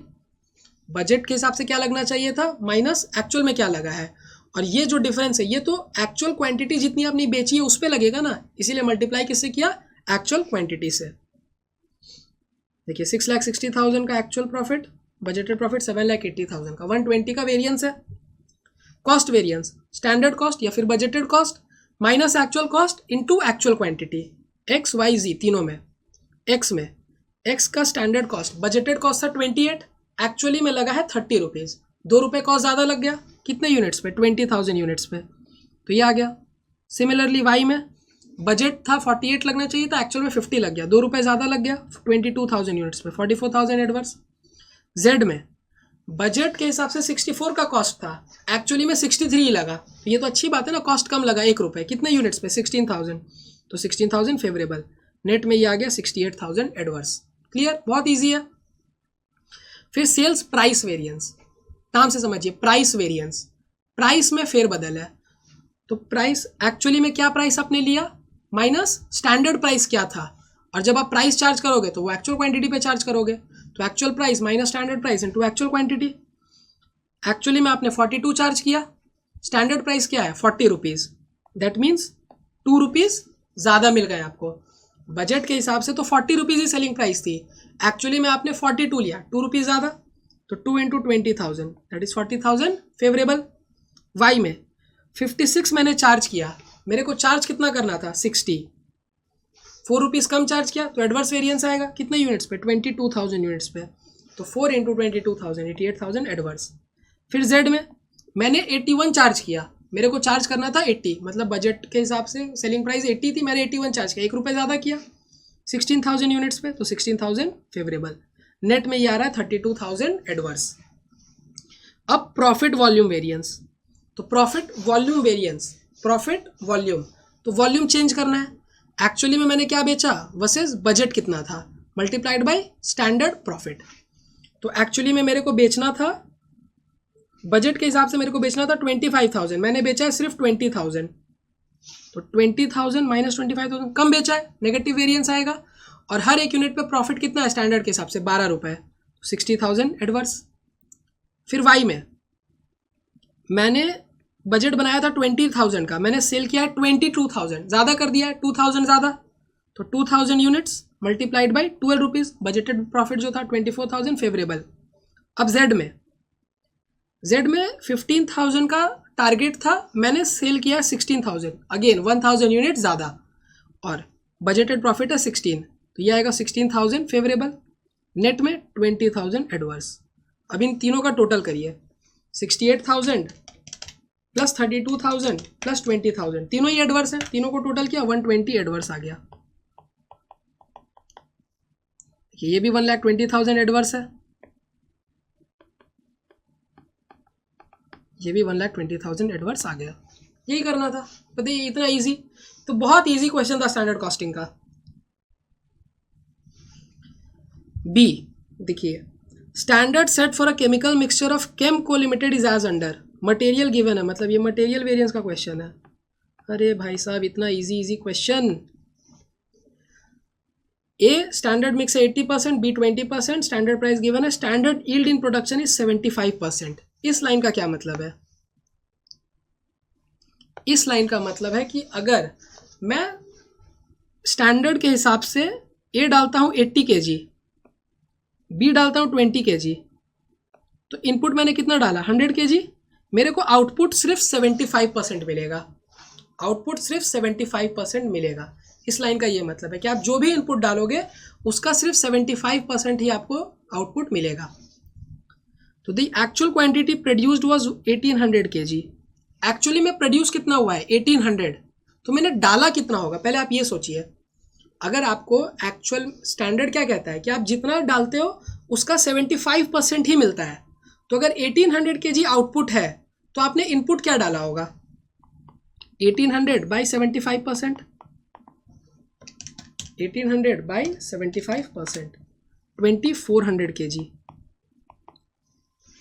Standard के हिसाब से अगर आप 1800 kg आउटपुट निकाल रहे हो तो ज़रूर आपने 2400 kg इनपुट डाला होगा। इस क्वेश्चन का ये मतलब है। देखिए वर्किंग नोट से आपको समझाता हूँ। ए 80 kg डाला, बी 20 kg डाला, मतलब कुल मिला के 100 kg डाला, तो आउटपुट क्या आया 75 kg। तो 75 kg के आउटपुट के लिए मैं इनपुट कितना डाल रहा हूँ 100 kg। तो 1800 kg आउटपुट के लिए कितना डालूंगा 100 upon 75 into 1800, unitary method 2400 kg। That means अगर मैं 2400 kg इनपुट डालता हूं एज पर स्टैंडर्ड तो 1800 आउटपुट मिल जाएगा।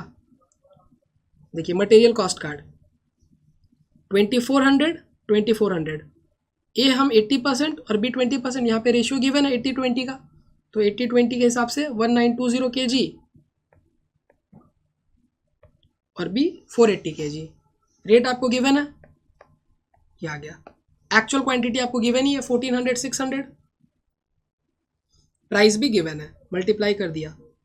तो सबसे पहले मेरे को निकालना है calculate total material price mix और yield variance. Material price variance, material price variance का फॉर्मूला क्या होता है अभी जस्ट बताया था कि स्टैंडर्ड प्राइस को बस एक्चुअल प्राइस के साथ कंपेयर करना है। और जब मटेरियल हम खरीदते हैं तो क्या स्टैंडर्ड क्वांटिटी खरीदते हैं? नहीं, हमेशा खरीद के तो एक्चुअल क्वांटिटी लेके आते हैं। तो मटेरियल प्राइस वेरिएंस हमेशा एक्चुअल क्वांटिटी पे निकलता है। फॉर्मूला क्या है, स्टैंडर्ड प्राइस कितने में खरीदना था वर्सेस मैंने कितने में खरीदा एक्चुअल प्राइस, और जब खरीदते हैं तो पूरी एक्चुअल क्वांटिटी खरीदते हैं। फॉर्मूला बनता है standard price minus actual price into actual quantity. तो ए स्टैंडर्ड प्राइस है 50, आपने खरीदा है 60 में, ज़्यादा में खरीदा है मतलब नुकसान है। 50 माइनस 60 कितने क्वांटिटी, आप एक्चुअल में 1400 ला रहे हो, 14,000 एडवर्स। बी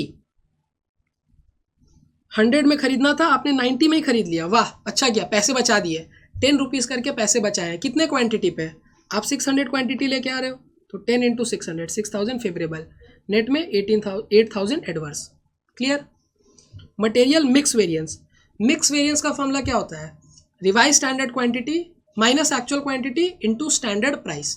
अब रिवाइज स्टैंडर्ड क्वांटिटी कैसे निकालेंगे, रिवाइज स्टैंडर्ड क्वांटिटी के लिए हम क्या करते हैं, देखते हैं कि एक्चुअल में मैंने क्या इनपुट डाला है। एक्चुअल में मैंने डाला है 2000 kg। अब इसको स्टैंडर्ड रेशियो में बांट दीजिए। स्टैंडर्ड रेशियो क्या है 80-20, तो 2000 का 80%, 1600 RSQ ए बी के लिए। 2000 kg आपने डाला, ए के हिस्से आता है 80%, तो 2000 का 80% 1600, और बी के हिस्से में 2000 का 20%, दैट इज 400। मिल गया रिवाइज स्टैंडर्ड क्वांटिटी। 2000 का 80%, 2000 का 20%, और स्टैंडर्ड रेट के साथ मल्टीप्लाई कर दिया। तो material mix variance RSQ minus AQ into standard price. RSQ आपका 1600, एक्चुअल क्वांटिटी है 1400, अच्छी बात है। 200 यूनिट्स आपने कम यूज़ किए, 200 इंटू 50 10,000 फेवरेबल। बी में वही ये आया 400, आपने एक्चुअली में कितना यूज़ किया है 600, ज़्यादा यूज़ कर लिया, that means negative variance, adverse variance.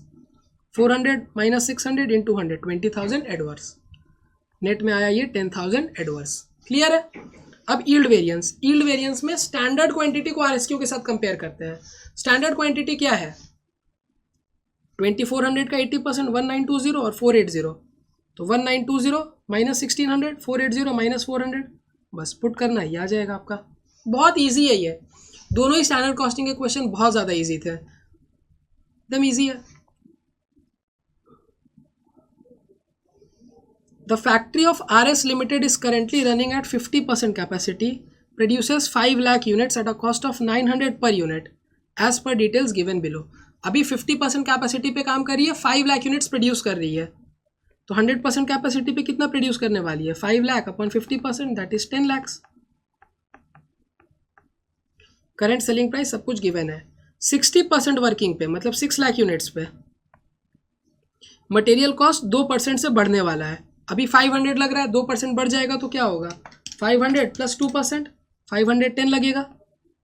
और सेलिंग प्राइस 2% से कम हो जाएगा, अभी 1000 है, 2% से कम हो गया, दैट मीन्स 1000 माइनस 2%, 980 हो जाएगा। 80% वर्किंग पे 8 लाख यूनिट्स हम बनाएंगे, मटेरियल कॉस्ट 5% से बढ़ जाएगा, अभी 500 लगता है, 5% बढ़ गया, 500 प्लस 5%, 525 होने वाला है। और सेलिंग प्राइस 5% से कम होने वाला है, अभी 1000 है, 5% से कम कर दीजिए, 1000 माइनस 5%, 950। अब प्रॉफिट्स निकाल के बताइए, ये तो बहुत आसान फ्लेक्सिबल बजट का क्वेश्चन।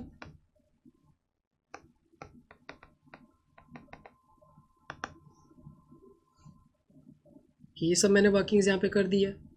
फिक्स्ड फैक्ट्री ओवरहेड्स, देखिए फैक्ट्री ओवरहेड 60 फिक्स्ड है, 50 फिक्स्ड है, तो ये तो हम जो कैपेसिटी पे गिवन होती है उस पे निकाल लेते हैं। 60 फिक्स्ड है, that means 60 into 5 lakh, 5 lakh into 60, that is 3 crore. और एडमिन ओवरहेड में 50 फिक्स्ड है, तो 50 इंटू 5 लाख पे 2.5 करोड़। फिक्स्ड, जब भी फ्लेक्सिबल बजट रहेगा तो हम फिक्स्ड ओवरहेड्स को उसी लेवल पे निकाल लेंगे, क्यों? क्योंकि फिक्स्ड ओवरहेड्स चेंज नहीं होने वाले हैं, फिक्स्ड ओवरहेड्स तो यही रहने वाले हैं, 3 करोड़ 2.5 करोड़, 3 करोड़ 2.5 करोड़, बस। अब बाकी जो जैसे चेंज होगा। डायरेक्ट मटेरियल 60% पे डायरेक्ट मटेरियल 510 रुपये के हिसाब से आएगा, और यहाँ पे 525 रुपये के हिसाब से। लेबर के बारे में कुछ नहीं बोला है, तो लेबर का जो रेट है वही रहेगा, 150 है तो 150 रहेगा। प्राइम कॉस्ट आ गया। फिर फैक्ट्री ओवरहेड्स, वेरिएबल जो है उतना ही रहना है। वेरिएबल कितना है? 60 फिक्स्ड है तो 90 वेरिएबल है, तो ये 90 रुपीज़ के हिसाब से आया। और फिक्स्ड मैंने निकाल ही दिया, 3 करोड़ 3 करोड़। एडमिन ओवरहेड में 50 फिक्स्ड है, दैट मीन्स 50 वेरिएबल है, तो जो 50 वेरिएबल पोर्शन है वो वैसा का वैसा ही रहेगा, @50। और यहाँ पे ये 2.5 CR है तो 2.5 CR ही रहेगा। कॉस्ट ऑफ सेल्स आ गई। सेल्स के लिए आपको बताया गया है कि यहाँ पे आपकी सेलिंग प्राइस होने वाली है 980 और यहाँ पे सेलिंग प्राइस होने वाली है 950, तो 980 950 के हिसाब से निकाल लिया, प्रॉफिट आ गया। दोनों केस में देखिए सेम प्रॉफिट है, तो वो इत्तेफाक से कोइंसिडेंस है, यहाँ सेम प्रॉफिट है, बस। ये बहुत इजी क्वेश्चन था फ्लेक्सिबल बजट का। ऐसा क्वेश्चन आपने क्लास में न्यूमरस टाइम्स पे किया है, तो इस पर उतना डिटेल डिस्कशन करके कोई फायदा ही नहीं है। अब है ये हमारा कैश बजट का क्वेश्चन लग रहा है। Chandana is a large retailer of consumer durables. 20% of her sales are for cash. The balance is on 1 month credit. 25% cell वो कैश पे करती है, मतलब 75% क्रेडिट पे। The balance is on 1 month credit. Balance 1 महीने का क्रेडिट पे है। Though at least 20% of the total sales end up being collected in the second month following sales. इस लाइन का क्या मतलब हुआ? एक बहुत अच्छे एग्जांपल से आपको समझाता हूँ।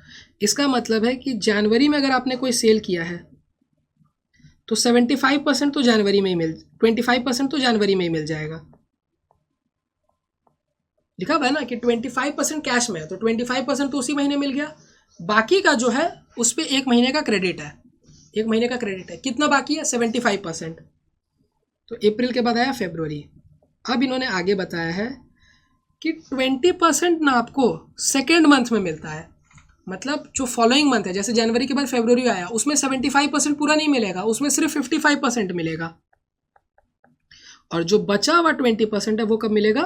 मार्च में। तो अगर मैंने कोई सेल जनवरी में की है तो 25% जनवरी में मिला, फरवरी में 55% मिला और मार्च में 20% मिला। ये है इस लाइन का मतलब।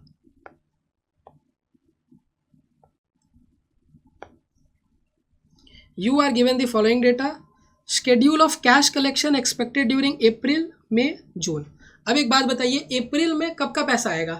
अप्रैल में, अप्रैल का तो आएगा ही 25%। मार्च का कितना आने वाला है?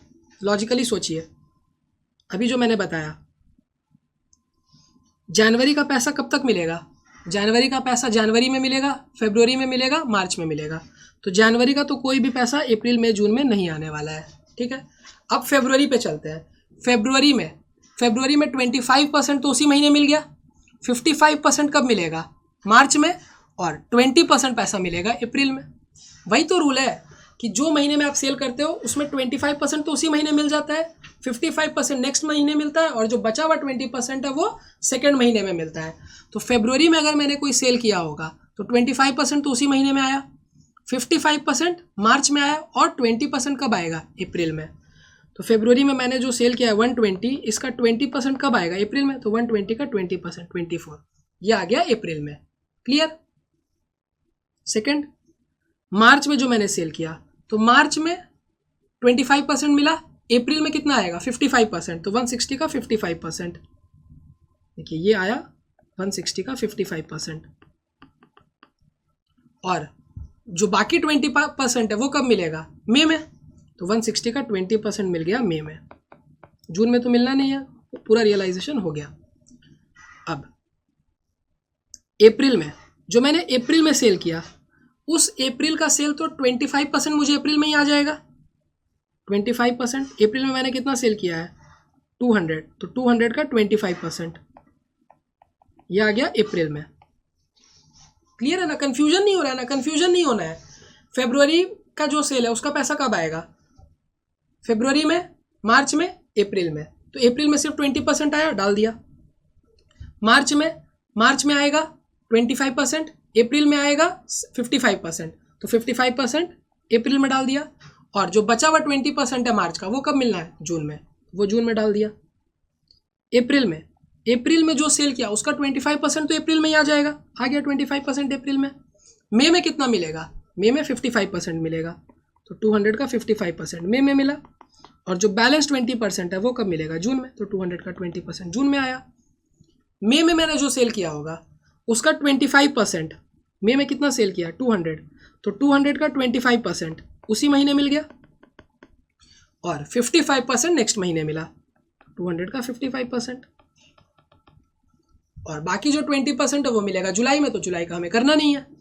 और जून में जो भी सेल किया उसका 25% जून में आएगा, 55% जुलाई में आएगा, और 20% पैसा अगस्त में आएगा। तो हमें तो सिर्फ जून तक का करना है। तो जून में जितना सेल किया 200, इसका 25% रियलाइज कर लिया, बस मिल गया कैश कलेक्शन। क्लियर है एकदम? पार्ट 1 हो गया। अब second, an estimate of additional collection in April, May and June if credit period is of 1 month is to be enforced strictly. अगर 1 महीने का क्रेडिट पीरियड हमने स्ट्रिक्टली एनफोर्स कर दिया तो क्या होगा? तो जो भी पैसा है वो उस मंथ 25% और नेक्स्ट मंथ 75% आ जाएगा। तो मार्च में मैंने जो सेल किया होगा 25% मार्च में आया, 75% अप्रैल में आया। फरवरी का अब कोई पैसा अप्रैल में नहीं आने वाला है। क्यों? क्योंकि फरवरी का पैसा तो मार्च में रियलाइज हो गया होगा। मार्च का 160%, इसमें से 75% अप्रैल में आएगा, तो 160 का 75%, ये आ गया अप्रैल में। अब अप्रैल में जो मैंने सेल किया, कितने का सेल किया? 200 लाख का, तो 200 लाख का 25% यहीं आ गया, और बाकी 75% नेक्स्ट मंथ आ गया। सिमिलरली मई में 25% उसी महीने आ गया, और 75% नेक्स्ट मंथ आ गया। और जून में सिर्फ 20% आया, 25% आया, 75% नेक्स्ट मंथ आएगा। तो टोटल 170, 200, 200। अब एडिशनल कितना आया? पहले जून में, अप्रैल में आ रहा था 162, तो 170 आया, 162 एडिशनल आया 8। मई में पहले 192 आ रहा था, अब 200 आ रहा है, एडिशनल आया 8। जून में पहले भी 200 आ रहा था, अब भी 200 आ रहा है, तो जून में कोई एडिशनल सेल्स नहीं है बस। तो ये है बहुत इजी, बस थोड़ा क्या हो सकता है ना, कंफ्यूजिंग हो सकता है कि कौन सा महीने का पैसा कब आएगा, तो वो बस आप लिख लीजिए कि फरवरी का पैसा फरवरी में भी आएगा, मार्च में भी आएगा, अप्रैल में भी आएगा। इस तरीके से फ्लो बनाना है। Question number 7, measure Sagar limited has reported the following financial data for the financial year ended 31 March 25। Net operating income before tax आपको गिवन है, सेल्स गिवन है, टोटल एसेट्स गिवन है, शेयर होल्डर्स इक्विटी गिवन है, interest expense after tax given है।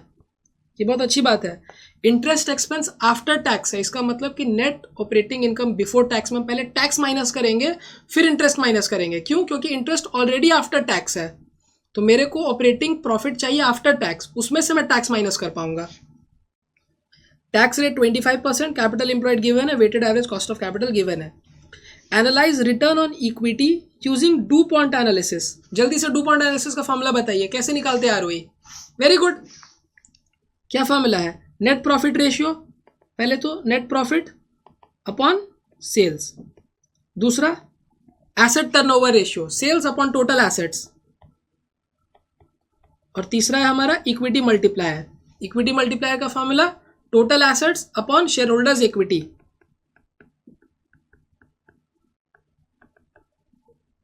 Total asset cut, sales cut, क्या बचा? Net profit upon share holders equity. बस net profit मिल जाएगा, बिल्कुल मिल जाएगा। Net operating income before tax 1,20,000, इसमें से हम माइनस करते हैं पहले टैक्स,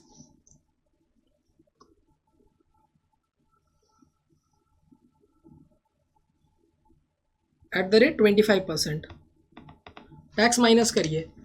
अगर इंटरेस्ट बिफोर टैक्स रहता तो पहले इंटरेस्ट माइनस करते हैं फिर टैक्स माइनस करते हैं, बट यहाँ पे टैक्स इंटरेस्ट जो है वो आफ्टर टैक्स है, तो पहले हम क्या करेंगे, पहले टैक्स माइनस करना पड़ेगा। 1,20,000 का 25%, 30,000 माइनस किया, तो ये मेरे को मिल गया नो पैट। अब नो पैट में से मैं माइनस करूंगा इंटरेस्ट, जो कि है 20,000, 70,000, तो ये आ गया नेट प्रॉफिट। अब 70,000 है हमारा net profit, share holders equity है 4 लाख, ये आ गया 17.5%। क्लियर एकदम, कोई परेशानी नहीं है। Second, assess the economic value added and interpret whether the company is creating or destroying the shareholders value। EVA निकालना है, तो EVA हम कैसे निकालते हैं, क्या फॉर्मूला है? NOPAT minus capital employed into weighted average cost of capital. Capital employed है अपना 6 lakh, weighted average cost of capital है 10%, दोनों को मल्टीप्लाई किया 60,000 मिला। नो पैट से माइनस कर दीजिए, नो पैट है 90,000, 90,000 माइनस 60,000, 30,000 EVA। EVA पॉजिटिव आ रहा है मतलब कंपनी वेल्थ बना रही है, अगर EVA नेगेटिव आ जाता है इसका मतलब कंपनी वेल्थ को डिस्ट्रॉय कर रही है। ये सबसे पहले नेट प्रॉफिट कंप्यूट करेंगे, net operating income before tax 120, tax minus कर दिया, नो पैट आ गया, फिर नो पैट में से इंटरेस्ट माइनस किया तो अपने को मिल गया नेट प्रॉफिट। अब डू पॉइंट ROE का formula, net profit upon sales multiplied by sales upon total assets multiplied by total assets upon share holders equity. तो सब कट के हमें मिलेगा net profit upon share holders equity. Put किया formula में 17.5% आ गया, ठीक है।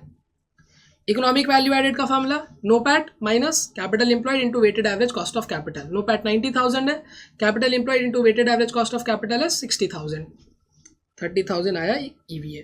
इसका मतलब company is creating wealth.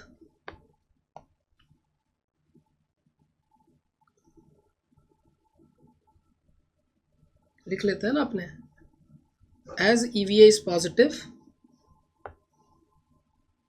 as EVA is positive, company is creating wealth।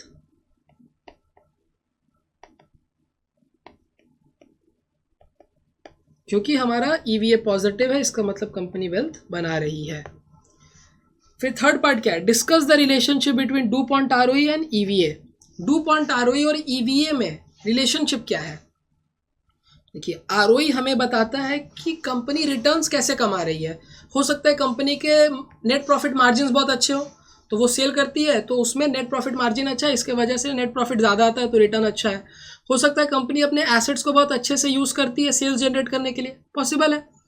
और ईवीए हमें बताता है क्या कंपनी जो रिटर्न जनरेट कर रही है उससे वैल्यू क्रिएट कर पा रही है या नहीं। सपोज करिए कि आपने फाइनेंस उठाया मार्केट से 15% पे, 15% पे आपने फाइनेंस उठाया, उसने उस बेसिस पे आपने एसेट्स लिए और एसेट से अब आप रिटर्न कमा रहे हो, ठीक है, अच्छी बात है। अब आप जो रिटर्न कमा रहे हो वो रिटर्न कमा रहे हो आप 13%। तो आपके बुक्स में तो दिख रहा है कि हाँ आप 13% रिटर्न कमा लेते हो, बट एक्चुअली में उस 13% रिटर्न के पीछे आपको 15% तो इंटरेस्ट देना पड़ रहा है। तो क्या ये अच्छा सीन है? नहीं।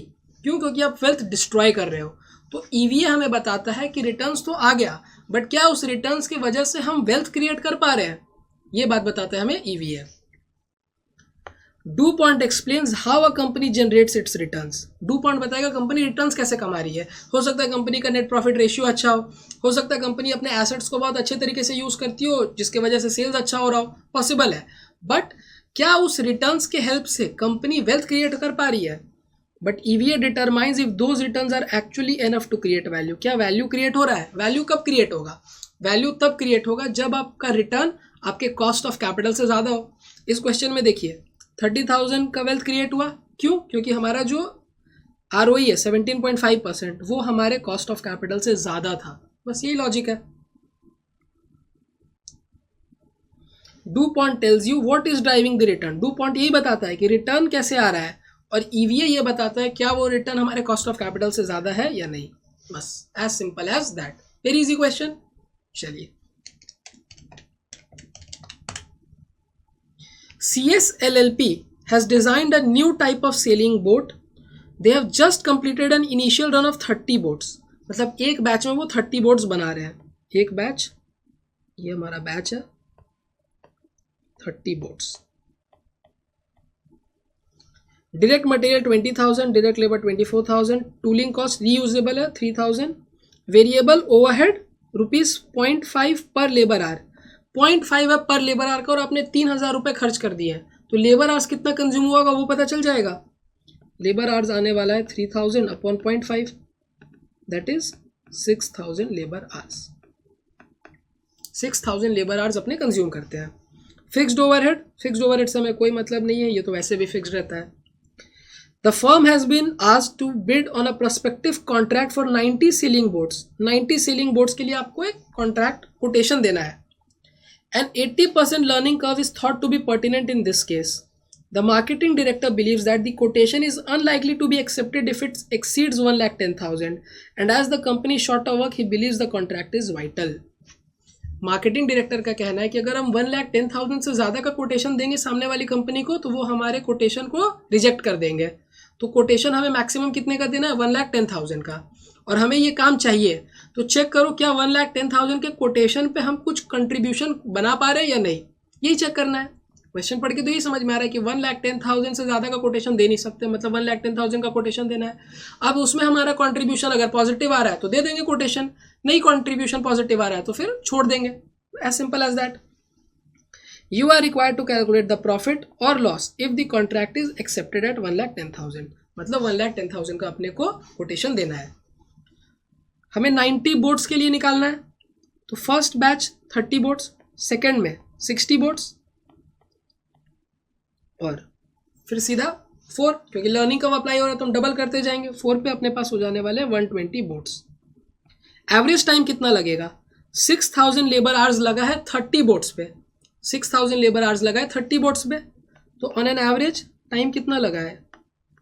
200 आवर्स। एक बोट पे ऑन एन एवरेज 200 आवर्स लगे हैं। देखिए 1 बैच 200, फिर लर्निंग कब अप्लाई हुआ? 80%, तो नेक्स्ट टाइम 160 आवर्स लगेगा एवरेज में। और फोर्थ केस में दैट मीन्स 4 बैचेस में अपना एवरेज आ रहा है 128 आवर्स, बट ये एवरेज है। Time taken to produce 90 boats, तो 128 आवर्स लगा कितने बोट्स बनाने में? 120 बोट्स, माइनस जो 30 के लिए लगा था, 30 के लिए कितना लगा था? 6,000 आवर्स, सीधा माइनस कर देंगे 6,000 hours. 128 into 120, 15360 minus 6,000, that is 9360 hours.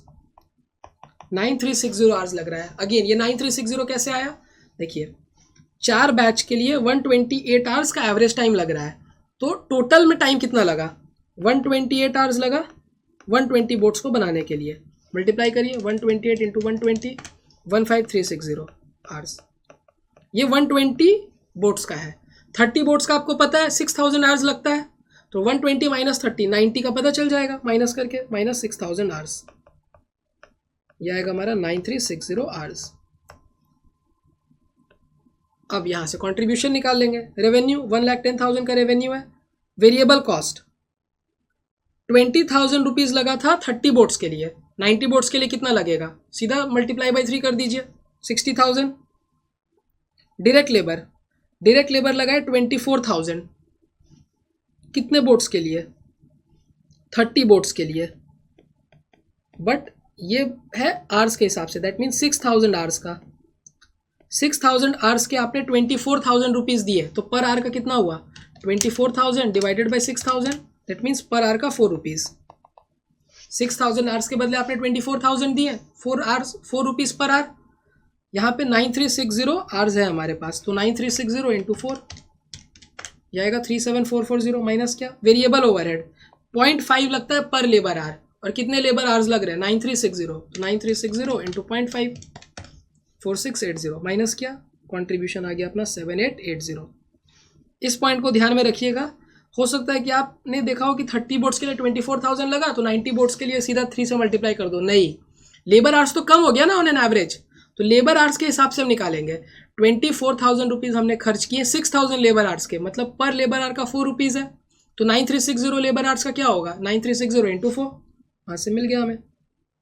तो अगर कंट्रीब्यूशन हमारा पॉजिटिव आ रहा है मतलब हमें कोटेशन देना चाहिए, और यही हमारा प्रॉफिट है, क्योंकि फिक्स्ड ओवरहेड तो वैसे भी लग रहा है, तो जो कंट्रीब्यूशन है वही हमारा प्रॉफिट है। तो प्रॉफिट कितना है 7880, बस इजी। स्वादिष्ट limited, a food product company, is contemplating the introduction of a revolutionary new product with new packaging to replace the existing product at a much higher price, or a moderate change in the composition of the existing product with a new packaging at the small increase in price, or a small change in the price। 3 scenarios है आपके पास। एक है कि आप एक नया product लेके आइए बहुत ही हायर प्राइस पे, या फिर आप थोड़ा चेंज करिए प्रोडक्ट में और थोड़ा प्राइस बढ़ाइए, और तीसरा है बहुत ही कम प्राइस में चेंज करिए, प्रोडक्ट में कुछ चेंज मत करिए। पॉसिबल स्टेट्स ऑफ नेचर क्या है, हाई इंक्रीज, नो चेंज और डिक्रीज, ये आपको पे ऑफ गिवन है। सबसे पहले मैक्सिमिन क्राइटेरिया फॉलो करना है। मैक्सिमिन क्राइटेरिया नाम से ही समझ में आ रहा है, मैक्सिमिन। तो पहले अपने देखेंगे मिनिमम, मिनिमम निकालिए। इस स्टेट में मिनिमम क्या है 1,50,000, यहाँ पे मिनिमम है 0, और यहाँ पे अपना मिनिमम है 2 लाख। मिनिमम आ गया, उसके बाद क्या मैक्सिमिन, तो मिनिमम का जो सबसे मैक्सिमम है, मिनिमम का सबसे मैक्सिमम क्या है 2 लाख। तो ये 2 लाख कहाँ पर है, S3 केस में, तो अपने S3 स्ट्रैटेजी को फॉलो करेंगे यहाँ पर। फिर है मैक्सीमैक्स क्राइटेरियन, देखिए मैक्सीमैक्स क्राइटेरियन में S3 सेलेक्ट किया आपने। मैक्सीमैक्स, मैक्सीमैक्स नाम से समझिए, पहले मैक्सिमम लेना है और फिर मैक्सिमम का भी मैक्सिमम लेना है। तो मैक्सिमम क्या है यहाँ पे 7 लाख फर्स्ट केस में, सेकेंड केस में अपना मैक्सिमम है 5 लाख, और थर्ड केस में अपना मैक्सिमम है 3 लाख। 7 लाख, 5 लाख, 3 लाख। अब इन सब का भी जो मैक्सिमम है, सबका मैक्सिमम क्या है, ये 7 लाख, मतलब हम S1 को चूज करेंगे यहाँ पे, हो गया। फिर थर्ड है अपना लैपलेस क्राइटेरियन। लैपलेस क्राइटेरियन में हम क्या करते हैं, सबको हम इक्वल प्रोबेबिलिटी देते हैं, दैट मीन्स हम एवरेज निकालते हैं। 7 लाख, 3 लाख, 1,50,000 का एवरेज, 383, 333, 5 लाख, 4,50,000 0, 3,16,666, और यहाँ पे एवरेज आया 2,66,667। तो अपना सबसे हाईएस्ट एवरेज कहाँ पर है, पहले केस में, तो हम S1 को चूज करेंगे बस। क्यों, क्योंकि सबसे ज़्यादा पे of on an average S1 ही दे रहा है, तो S1 को चूज करेंगे। और लास्ट है हमारा हर्विस क्राइटेरिया। यहाँ पे D की अल्फा हमें ऑलरेडी गिवन है 0.4, तो D निकाल लेंगे, alpha into maximum in S1 plus 1 minus alpha into minimum in S1। ये S1 मैंने लिख दिया है, बट सबके लिए, हर एक स्ट्रैटेजी के लिए। तो यहाँ पे मैक्सिमम क्या है 7 लाख, तो 7 लाख इंटू 0.4, और मिनिमम है 1,50,000 इंटू 0.6। यही तो करते हैं, अल्फा वेट हम सब एलोकेट कर देते हैं किसको, मैक्सिमम वाले को, और 1 माइनस अल्फा मिनिमम वाले को। यहाँ पे हाईएस्ट है 5 लाख, इसको 0.4, और 0 है तो इसको 0.6। यहाँ पे 3 लाख को 0.4 और 2 लाख को 0.6। 7 lakh into 0.4 plus 1,50,000 into 0.6, 3,70,000, 0.4 into 5 lakh plus 0.6 into 0, 2 lakh, और 0.4 into 3 lakh plus 0.6 into 2 lakh, 2,40,000। सबसे ज़्यादा पे ऑफ कहाँ पर आ रहा है, सबसे ज़्यादा पे ऑफ अगेन S1 में आ रहा है, तो किसे चूज़ करेंगे, S1 को। ये बहुत ईजी 7 मार्क्स का जैकपॉट क्वेश्चन, अगर ये तो कोई स्टूडेंट नहीं भी पढ़ के जाएगा तो लॉजिक से भी बना लेगा, इतना ईजी क्वेश्चन है। 8B, what are the characteristics of responsibility reporting, ये अपना रिस्पॉन्सिबिलिटी अकाउंटिंग से जो थ्योरी आता है ये। तो पेपर पैटर्न में कोई मेजर चेंज वैसा है नहीं, ऐसा जो पेपर पैटर्न रहता है वही है। जैसे 7 में आपका डिविजनल परफॉर्मेंस रिपोर्टिंग से आता है, उसी से आया है। फिर क्वेश्चन नंबर 8 है आपका ये जो डिसीजन थ्योरी वाला चैप्टर है, इससे आता ही है। और लास्ट रिस्पॉन्सिबिलिटी अकाउंटिंग से जो आता है वो आया ही है। तो मेजर कोई चेंज है नहीं, सारे सोल्यूशन मैंने आपको करवा दिए हैं। अगेन हो सकता है कि इंस्टीट्यूट जब अपना आंसर रिलीज़ करे तो कुछ वेरिंग अजम्पशंस की वजह से इंस्टीट्यूट का आंसर अलग आ सकता है। मैंने अपने बेस्ट ऑफ नॉलेज के हिसाब से जो आंसर्स मुझे लगा कि बेस्ट है वो आपको बताया। अगर ये वीडियो आप लोगों को पसंद आया होगा तो प्लीज़ लाइक करिएगा, अपने फ्रेंड्स के साथ ज़रूर शेयर करिएगा। Do like the video. Thank you very much, take care, bye bye, study well, do well.